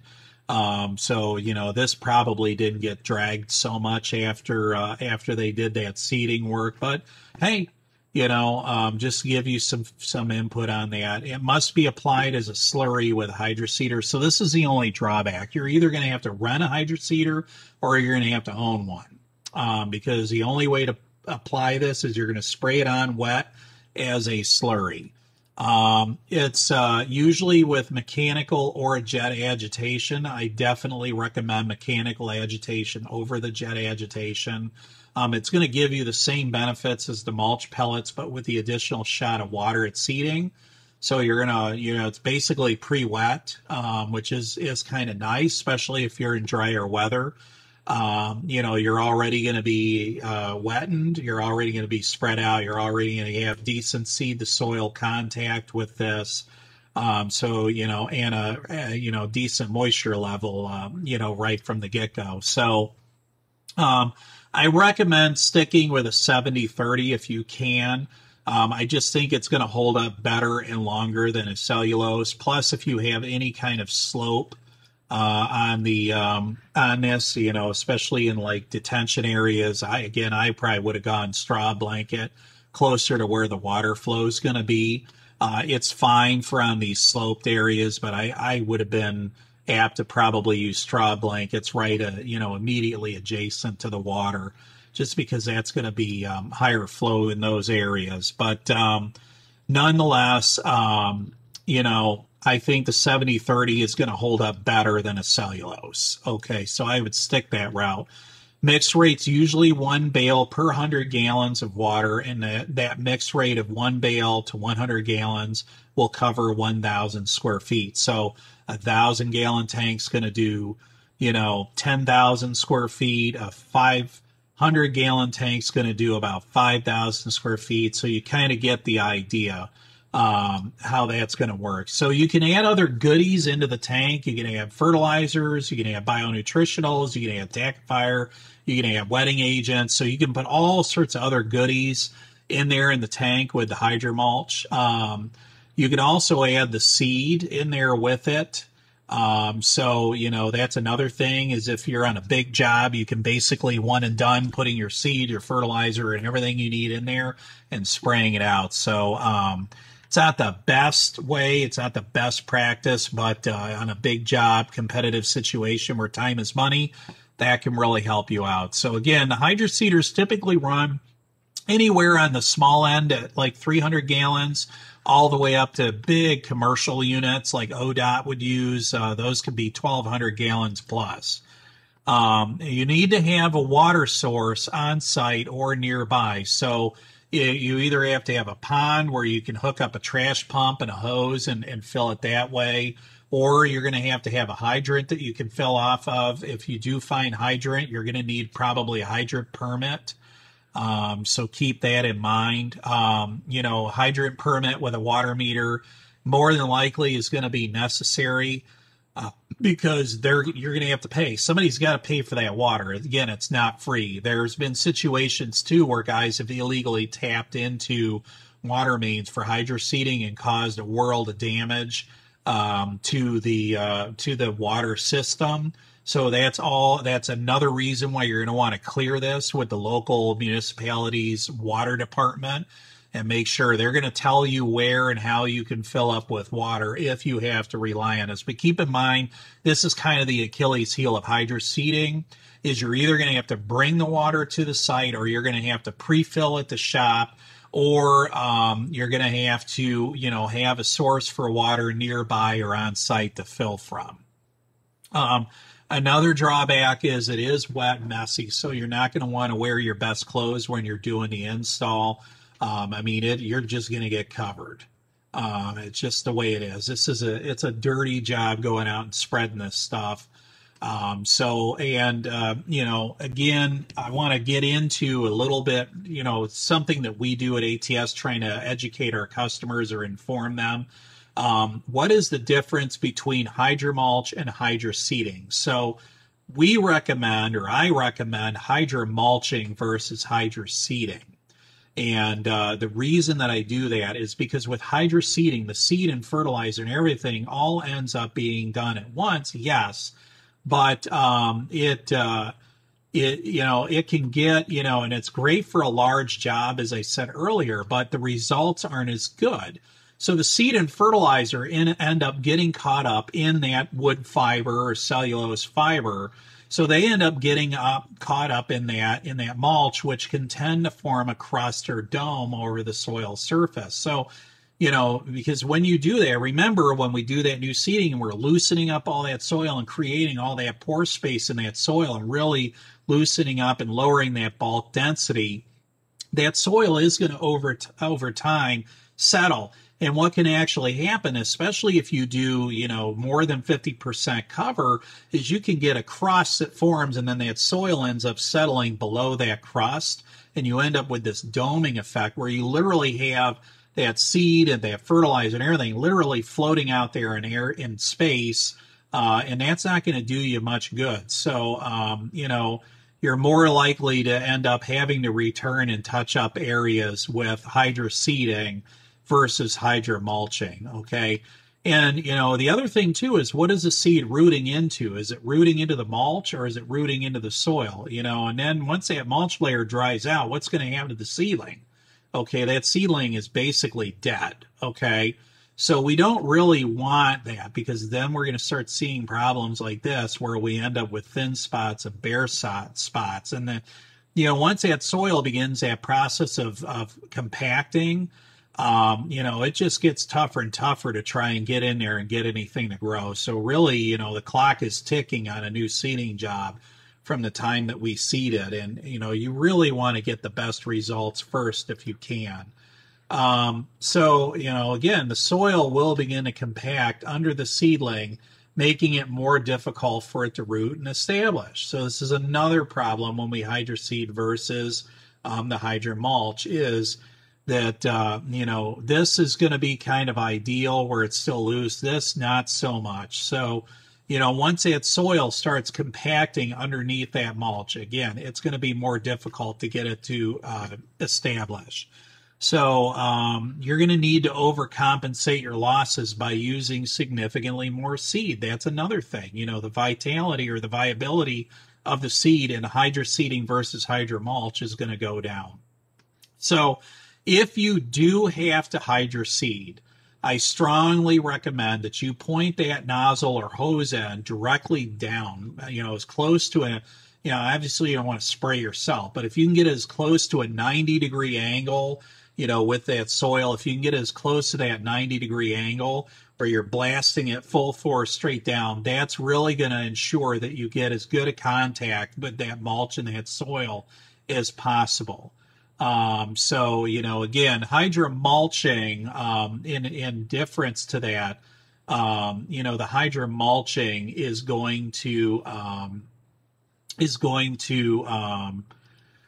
you're going to do all of the seeding and everything. You're basically going to go out and do everything that you normally would with the new seeding. You're going to go out and do all your rock hounding, and you're going to, you know, rake it and everything, get it all set up. You're going to put your seed down. You're going to put your starter fruit down. You're going to drag it. Okay. And then you're going to come in and blow the mulch over top of that. Once all that work is done, so you've ensured that you have good seed to soil contact and all the nutrients in there are in place at or in the soil where it needs to be, and then you're actually coming in and putting the mulch cap over top of it. So again, that's kind of, in my opinion, the ideal way to do it. I know that, you know, there's time and labor constraints that don't always allow us to do it that way, but again, if you can at least point that nozzle directly down instead of kind of wanding it out or spraying it out like a garden hose. I've seen a lot of guys doing that where they're just shooting it out. That's really not the best way to do it. If you can get it to where you're at least aiming that nozzle or hose end straight down, that's going to get you better results. So here's a little link for a video I found on YouTube where the Finn rep was going through a little bit of that Hydroseeder 101. So, you know, give you some nice tips as far as, you know, how to fill it and how to run it and everything. So when filling, some key points on hydroseeding or hydromulching, when you're running that hydroseeder, at the time of filling, you're going to run those blades in reverse.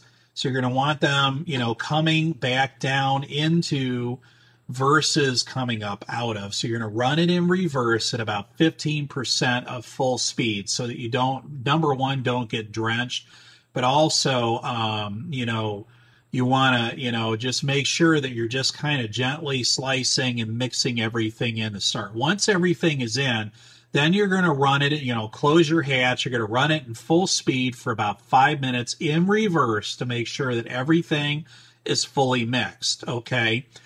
Once that's done, and you're ready to use, then you're going to run your blades in forward, but you're going to run them at a very low speed. So they're literally just going to be very gently slicing through that slurry, not really making a bunch of wake or splash or anything. You know, if you're running that thing at full speed and it's going in there and it's creating all this agitation, the other thing that it's doing is it's depositing these big air pockets down inside of all of the mulch. Well, what ends up happening is the pump will end up ingesting these air pockets that get slapped down in there as that slurry's moving toward the pump. Okay.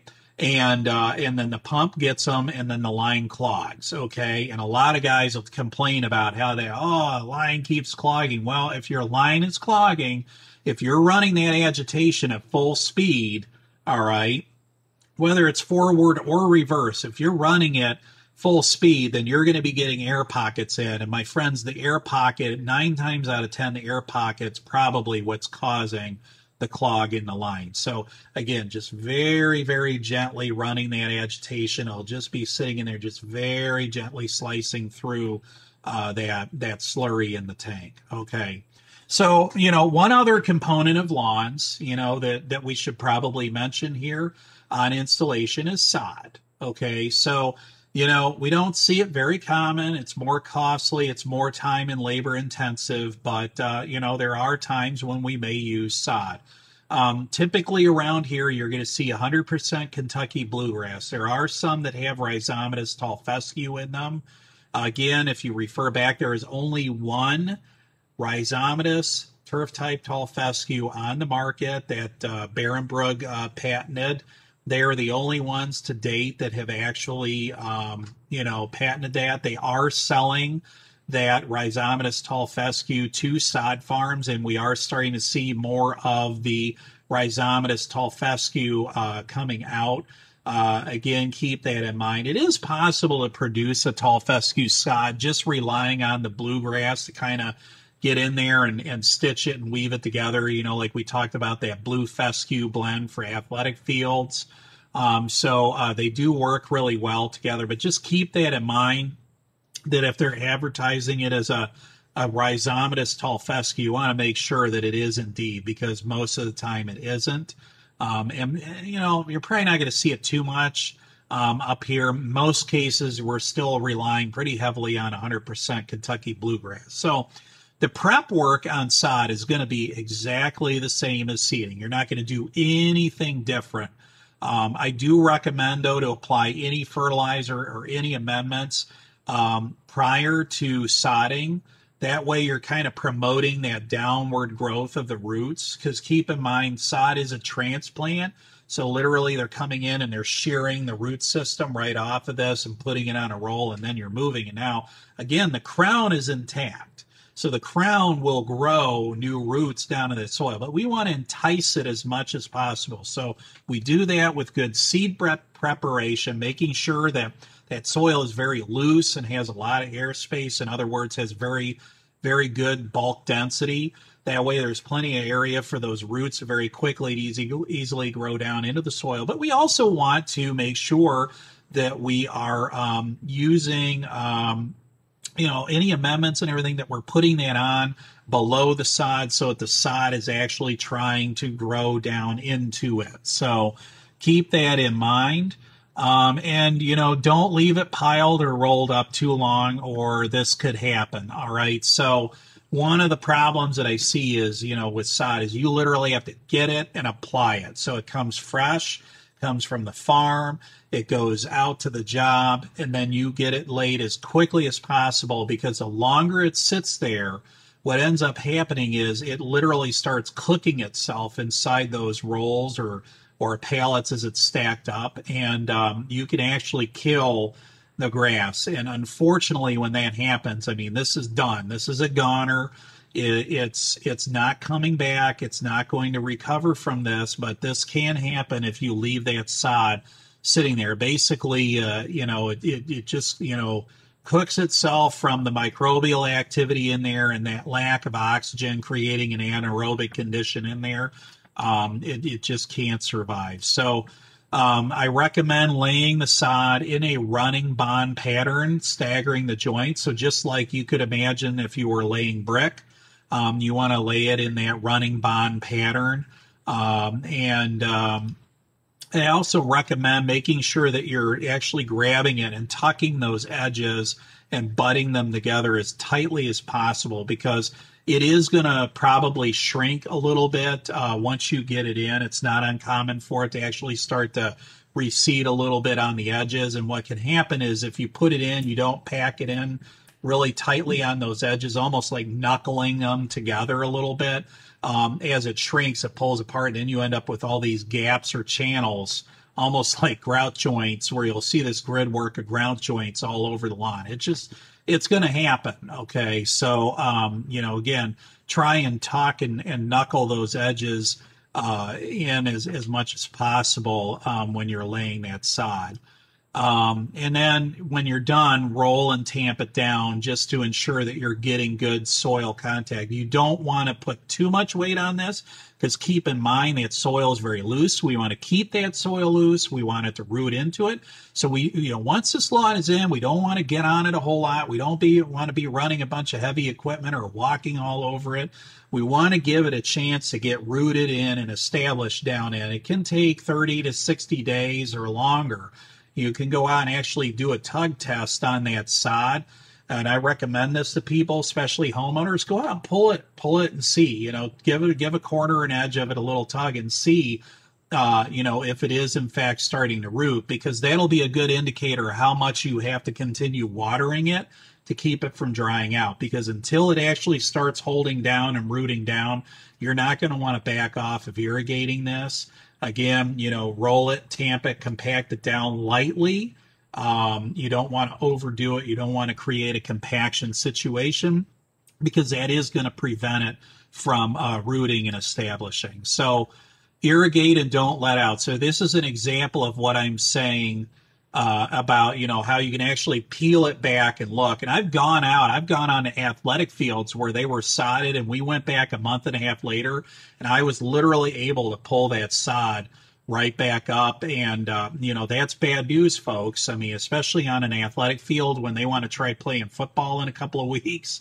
That's not a good sign. So just keep that in mind, that it is going to take this a while to regenerate those roots and want to start growing down in. So homeowners, kids, whatever, you're really going to want to keep them off of this and minimize any kind of traffic until this process begins. And again, it could take 30 or 60 days, if not longer, to get this to root in. And you definitely do not want to let it dry out.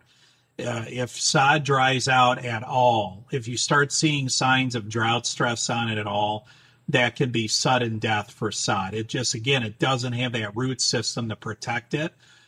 So if it starts to dry out and dehydrate, it can be a goner. So another little tip that I like to add, that a customer of mine actually sent this to me. Wetting agents can make a difference. They can make a huge difference on a new lawn. So whether you're doing a granular wetting agent, whether you're throwing something in the tank, this gentleman happened to actually add a product that we sell into the tank with the hydroseeder. And what you're seeing here is actually, this was one fill. So he tanked out on one fill here, and then he came back and he reloaded. But unfortunately, when he started the next section on this job, he ran out of product. Okay, and he didn't have time to run to ATS or get a hold of me, or, to go get him some. He was literally in the middle of this job trying to complete it. And, and unfortunately, he ran out of the wetting agent. The product that he was running was something we sell called Matador. So he ran out of Matador in the middle of doing this job. And this is the difference. So he came back and he took this picture. This, I think, was about a month after he did the hydroseeding or hydromulch job. So as you can see, this is a day and night difference. So we had kind of a dry, warm fall, and you can see the huge difference of putting that wetting agent in. So whether it's a new seeding and you use like a granular product and put that down, whether it's a liquid that you apply, whether it's something that you're adding into the tank at the time that you're hydromulching or hydroseeding, these wetting agents can make a huge difference, okay? They can also help with overcoming weather and customer watering issues, which is another big thing, right? The homeowner factor or the client factor. Maybe the irrigation system isn't up and running yet or whatever. You just don't know what's going on. But either way, the wetting agent can help really level the playing field between overwatering and underwatering and what's going on in between. So, again, it can really help with overcoming either climate conditions at the time or customer issues when it comes to watering. So, when it comes to wetting agents, it's a general category. There's two basic types, and sometimes there's blends of these. So they're polymers. Again, the polymer technology that we're coating the grass seed with and the coating seed, it's along the same lines. These are different polymers, but they're in essence kind of accomplishing the same thing. So you have water holders and you have water, penetrants. So you have two different kinds of technologies, water retention and penetrants, okay? So penetrants we're typically using for hydrophobic soils where maybe it got too dry or it dried out, and we need that penetrant to help drive the water down through the soil profile and hydrate that soil instead of having it sheeting off. Or we have water retention aids. So this would be something that actually will go down prior to those dry conditions, and we'd want to get it, watered in and into that soil. And what it's actually going to do is actually hold on to that water a little longer in the soil. It can actually help pull water out. You know, when we get dew or we get high humidity, those water retention agents actually help to pull or wick that moisture out of the air, which is really kind of cool. You can actually take, and some of these polymers and stuff, you can actually take like a petri dish or bowl or whatever and put it out. If you have a really humid situation in a room, you can actually set this stuff out or set it out on a table outside, you know, in like the shade or something, and you can actually start seeing it wicking and pulling that moisture out of the air.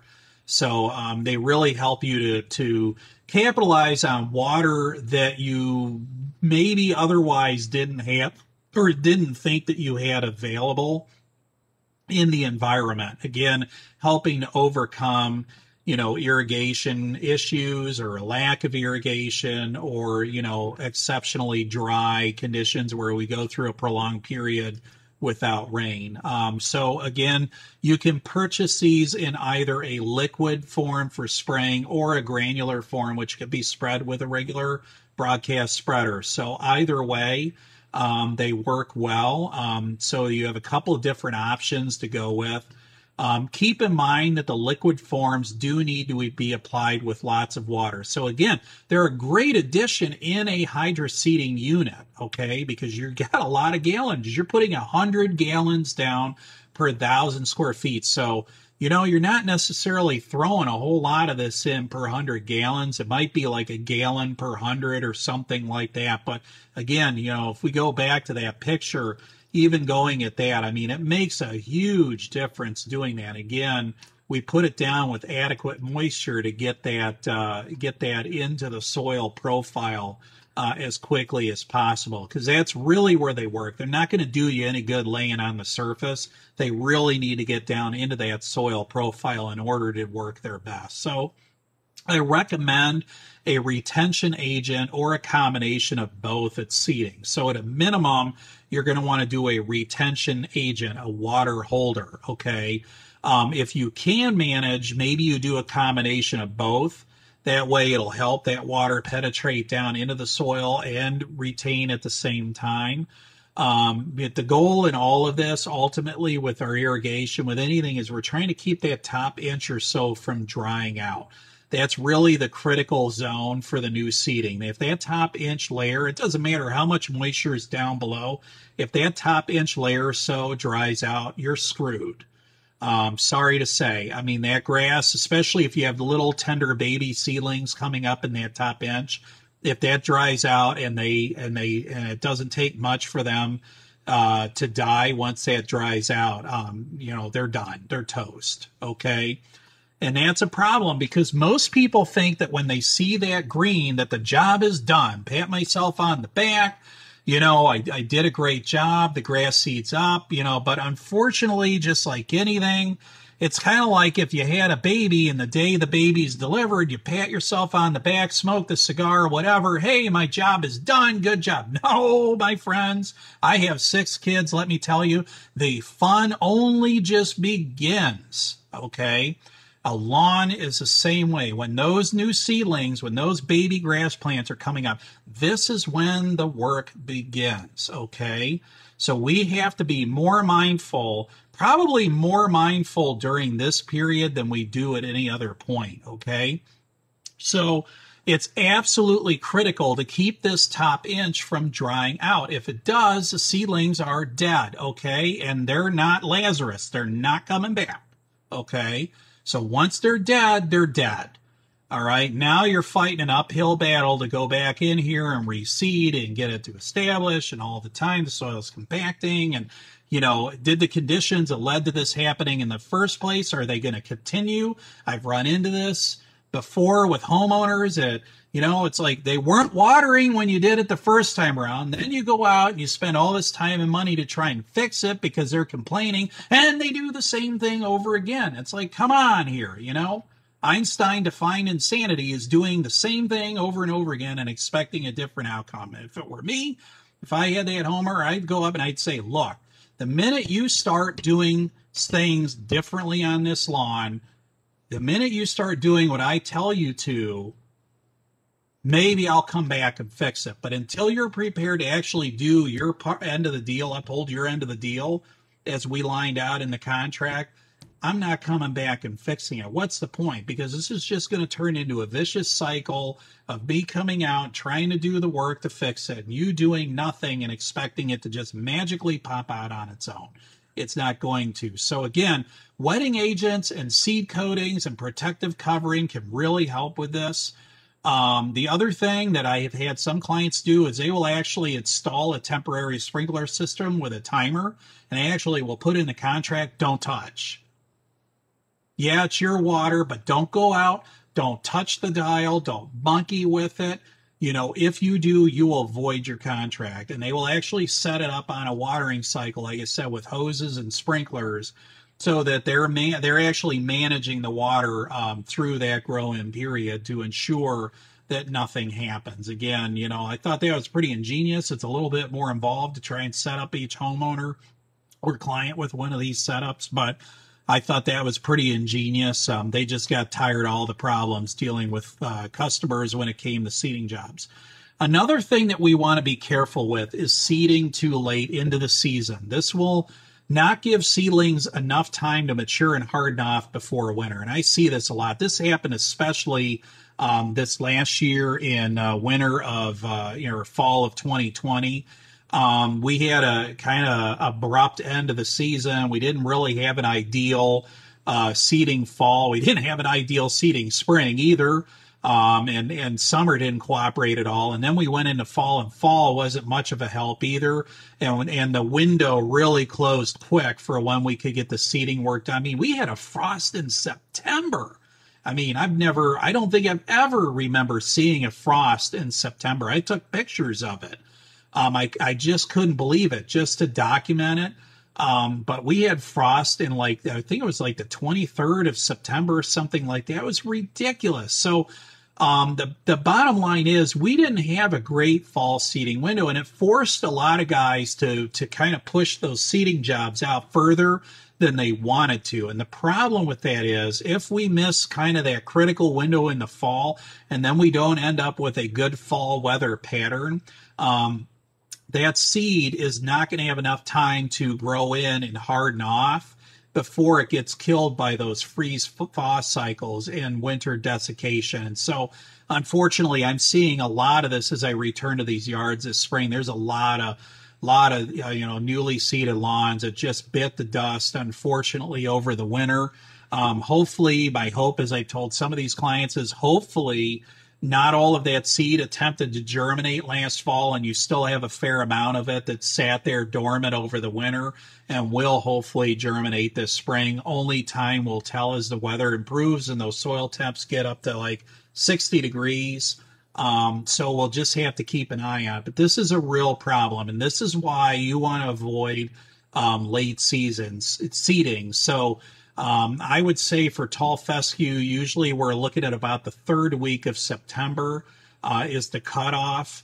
And on bluegrass, it's probably going to be middle of October, say October 15th. And for ryegrass, it's going to be end of October, okay? So those are really kind of our cutoffs up here in Northeast Ohio. But again, a year like last year, unfortunately, it went even sooner. And fortunately, a lot of my clients listened to what I was saying, and they said, okay, they called the consumer, they called the customer, they had a contract. Look, here's the deal. I'm not comfortable with the way the weather is. We're just not going to get results out of it. Can we just hold off until next year? And they did. They ended up tabling some of these jobs until this year because of that. So, you may require additional shots of fertilizer, not because you haven't put down enough, but because these turfgrass seedlings are so underdeveloped and they're just not as efficient at getting nutrients from the soil. Okay, so this is something that you want to keep in mind, all right? That grass might be yellowing out, it might be losing, and you could test the soil, and it may come back adequate for phosphorus. The problem is it's just like a baby. It just can't get all of its needs in one shot. That root system is underdeveloped. We don't have the microbial populations, like the rhizosphere isn't as established enough around these new seedlings to really be of any aid to them. So they're really struggling to get those nutrients. So we may have to keep the inputs up on a new lawn in order to kind of baby feed it and keep giving it what it needs, because they just aren't good at getting the nutrients out of the soil. We also have to be careful. Foliar feeding can be a really good option. We just have to make sure that we don't run it too hot and cause fertilizer burn, because again, these new seedlings are very young, they're very tender, they're not hardened off. It's not hard to cause injury to them. So, we want to be mindful of that. Micronutrients and biostimulants can be very beneficial, okay? Again, just because it's there in adequate levels on a soil test doesn't mean that it's adequately there, adequately available for new seedlings, okay? And this was actually using some of the ATS products, and you can kind of see the before and after here in the picture. They did use a product called Grow In, which is kind of an all-in-one that has a lot of these, conditioning agents. It's got nutrients in it. It's got micronutrients in it and biology. And you can see the difference. This was over about a 60-day period. You can see that basically you've gone from, just a really sparsely covered, this is kind of a low maintenance commercial site. And you can see the difference in the turf going from that, what a difference. It might have only been 1 month. But again, it might be worth the price to pay to use these products when it gives you that kind of result. And again, when we're in a race in the fall, especially when you're on a time clock race between getting that seed up and germinated and established and matured and hardened off before we go into the winter. Again, these can be really, really good tools, whatever you use, to help get that grass where it needs to be going into the long winter, okay? The other thing that you want to keep in mind on new lawns is you don't want to fall behind the 8 ball on the watering or the fertility, even though things can look good. I made this mistake on my own lawn. My lawn looked like crap February. I seeded it in September, October. We fortunately had a really good fall. I got it germinated. It went into the winter pretty good. But it didn't look great going through the winter. I only had about maybe 50% cover. My wife wasn't really thrilled. She was kind of worried I was going to have to redo it. I said, let's just give it time. Okay, if you got 50% cover, that's good. Anything better than 50% cover, that's going to come into the next year doing just swell. Okay, I promise. So, the thing is, by May, that's exactly what happened. The lawn looked beautiful. I mean, you couldn't even tell from February to May. It was night and day, okay? My lawn was screaming beautiful, okay? But here's the thing. I started to back off, and I got a little lazy because I'm like, wow, it looks so good. Well, I made that mistake, and then I had nothing but problems with patch diseases and drying out too quick and drought stress and just you name it. I mean, I ended up spending that entire summer behind the 8 ball doing everything I could trying to nurse that thing back to health, and it literally took me all summer to do that. So, unfortunately, that can happen. So, I would also recommend along the same lines, because it is a new lawn, maybe in the first 1 to 2 years, I would consider putting it on a preventative fungicide application program for the first 1 to 2 years until it's more established. Granular options are available. My favorite is Pillar G. It works extremely well. It's easy to use, is a very broad spectrum and a long residual. It can also help with damping off, to prevent damping off on new seedings. So great there. And there's also some additional plant health benefits where it almost acts like a little bit of a growth regulator to help that grass kind of grow and fill in and recover. So it's a really cool product for that.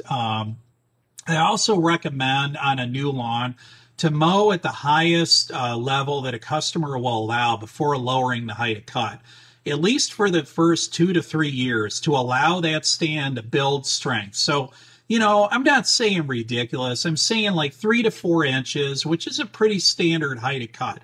A lot of homeowners, they want to come in there. I don't know if they think they're mowing a fairway or a putting green or what they're doing, But they literally, I mean, look at this picture. They want to chop that thing down to nothing.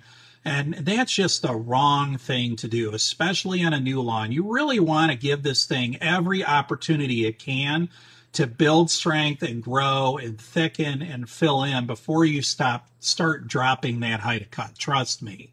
Okay. On turf type tall fescue, especially RTF, if you lower that height of cut, and I actually did this this year. This last year was my third, going into my fourth year at my house. I have predominantly tall fescue. I did do the Barenbrug Turf Saver with RTF. But you know, I did have a lot of wider bladed tall fescue in there. And if you remember one of the things I said about tall fescue is lowering the height of cut to 2 to 2.5 inches on tall fescue, believe it or not, will actually improve the density and the quality of the lawn. So, you know, you wanna make sure that, you know, you give it a chance to grow in the first few years, but then once it's in and established and it's doing really well and you can kind of back off of it, don't hesitate to maybe drop that thing down to 2 or 2.5 inches. I did at my house, and I was amazed at how much better the quality and the texture and the density was. So, you know, I learned through this process too over my life. I'll promise you, I don't know everything. This was something that I learned, you know, in the last couple of years about it from Barenbrug. They were actually advocating this. So I gave it a shot at my house, and I can tell you it works. It definitely works. You can absolutely mow many of these, if not all of these improved varieties at a lower height of cut, and they do really well, but especially that Turf Saver with RTF. So the next piece we're going to get into is kind of along the same lines, but a little bit different. This is where we get into lawn renovation and rejuvenation. So this is going to be less costly and disruptive. Primarily going to use it on an existing lawn versus a new installation. So, you know, this is where you got somebody that's got an older lawn, or maybe a lawn that had problems. Or you got turf area with an issue, and you're going to go in and renovate versus, you know, maybe stripping it out completely and starting over. We actually have the ability with lawn. This is one of the great things about grass, is you can actually get in there on an established lawn. It's maybe tired, needs some love, and actually renovate it versus completely ripping it out and starting over. So can't do that with concrete or asphalt, but you can with a lawn. So it may involve burning the lawn down, so you may want to spray that existing lawn with a non-selective herbicide like Roundup or Finale or Cheetah Pro, something like that. You don't necessarily have to. You know, sometimes we just go in and aerate and overseed, or we slice seed into the existing lawn. But sometimes we may want to get in there and actually burn that lawn down. Especially if it's got a lot of weed contaminants in there or other grasses that the homeowner just doesn't like.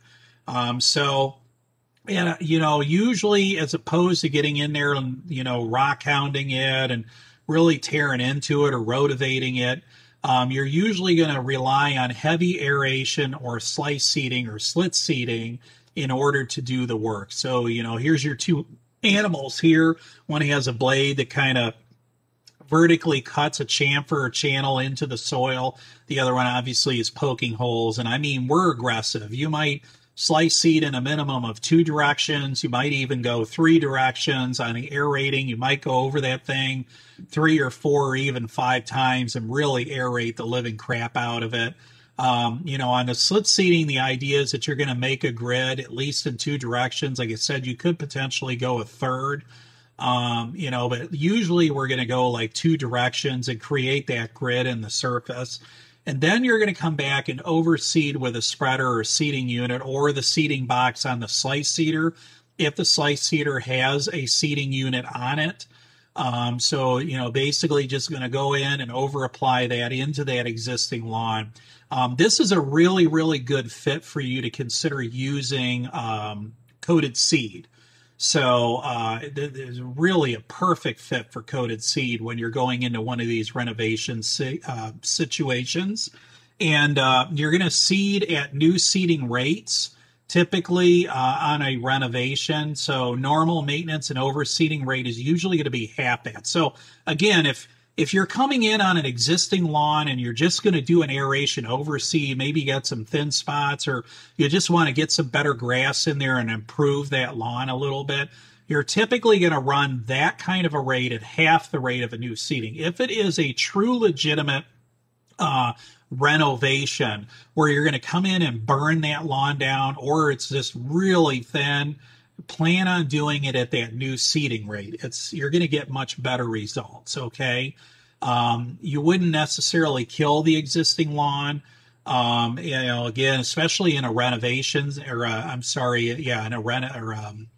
an aeration overseed type situation, you're not necessarily killing that lawn off. You're just kind of reintegrating some new varieties, whatever, into it. So, but even on the, even on an existing lawn that you're going to keep most of that lawn, you're, in the areas that you're renovating, if it's really thin, you're going to run that at a heavier rate. Okay. A normal new seeding rate. So again, renovation rates usually half the rate of the new seeding rate, but depending on the nature of the renovation, if it's going to be like a full replacement where you kill it and reseed it, you're going to want to run it at the full rate. So whichever route that you recommend and how involved you get in the project is going to depend on whether or not what you have to work with is worth saving. Again, sometimes it might be better off, depending on the terrain, the lawn, just how bad everything is, it might be better off just to strip it and start over. So keep that in mind. We're not miracle workers. So if what you have is worth saving, or, it's workable, maybe the grade is excellent, the lawn is crap, but the grade is excellent, and we can just get in there and kill it with Roundup and slice seed it, that's fine. But if it's beyond repair, it might be better off to just rip the whole thing out and start over again. Okay. So another practice when we get into seeding and establishing lawns is something called dormant seeding. And you might have heard me mention that term a couple of times. So dormant seeding is seeding that's done outside of the normal seeding window. So normally we're kind of somewhere in that April to October range up here in Ohio for new seedings. This would be seeding that actually occurs outside of that kind of optimal window, and it's well suited for use on athletic fields postseason in the fall. It's also great for overseeding lawns and other turf areas. It can be used on new installation as long as the customer is willing to wait. Okay. So we want to make sure that good soil drainage is there. That's an absolute must. Seed will absolutely rot if it's left in prolonged soggy and wet conditions. So sandy soils are areas that have good really butchering it now. Excuse me.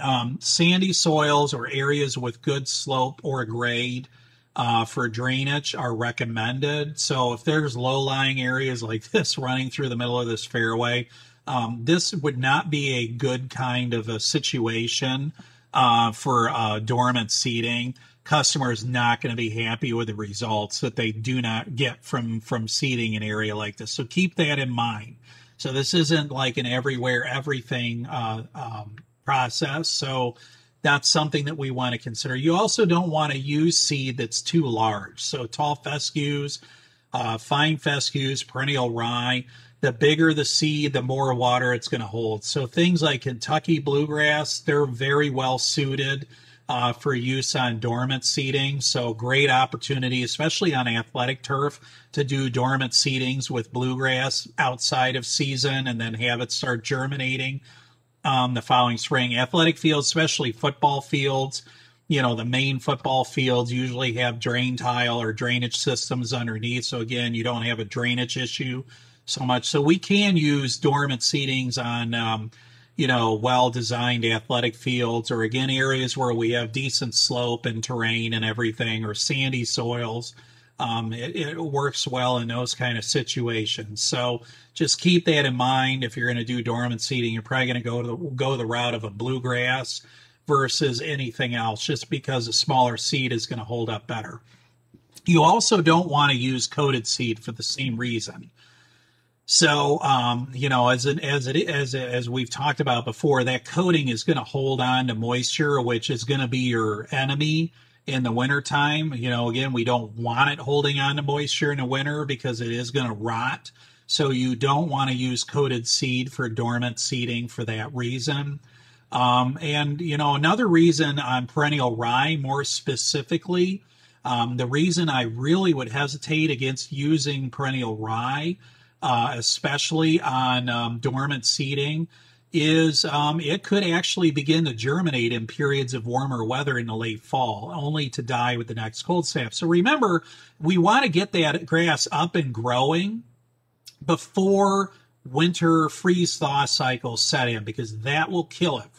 Heavy frost will kill tender seedlings. So what we don't want to have going on is we don't want to have a period, say, we had a cold snap in October, and then in November it warms up and we have warmer, more mild weather, but we went in and threw some ryegrass down, and then all of a sudden that ryegrass decided to germinate. If anything's going to germinate, that ryegrass is probably going to tend to germinate, okay? It's going to germinate the fastest of anything.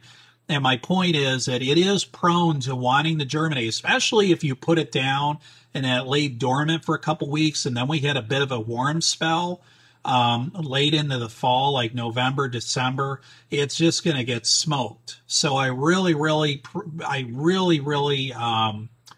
recommend not to use perennial ryegrass for dormant seedings because of that proclivity to want, there's a big 50-cent word, proclivity to want to germinate in periods of milder weather through the late fall or early spring. So we just want to be careful of that.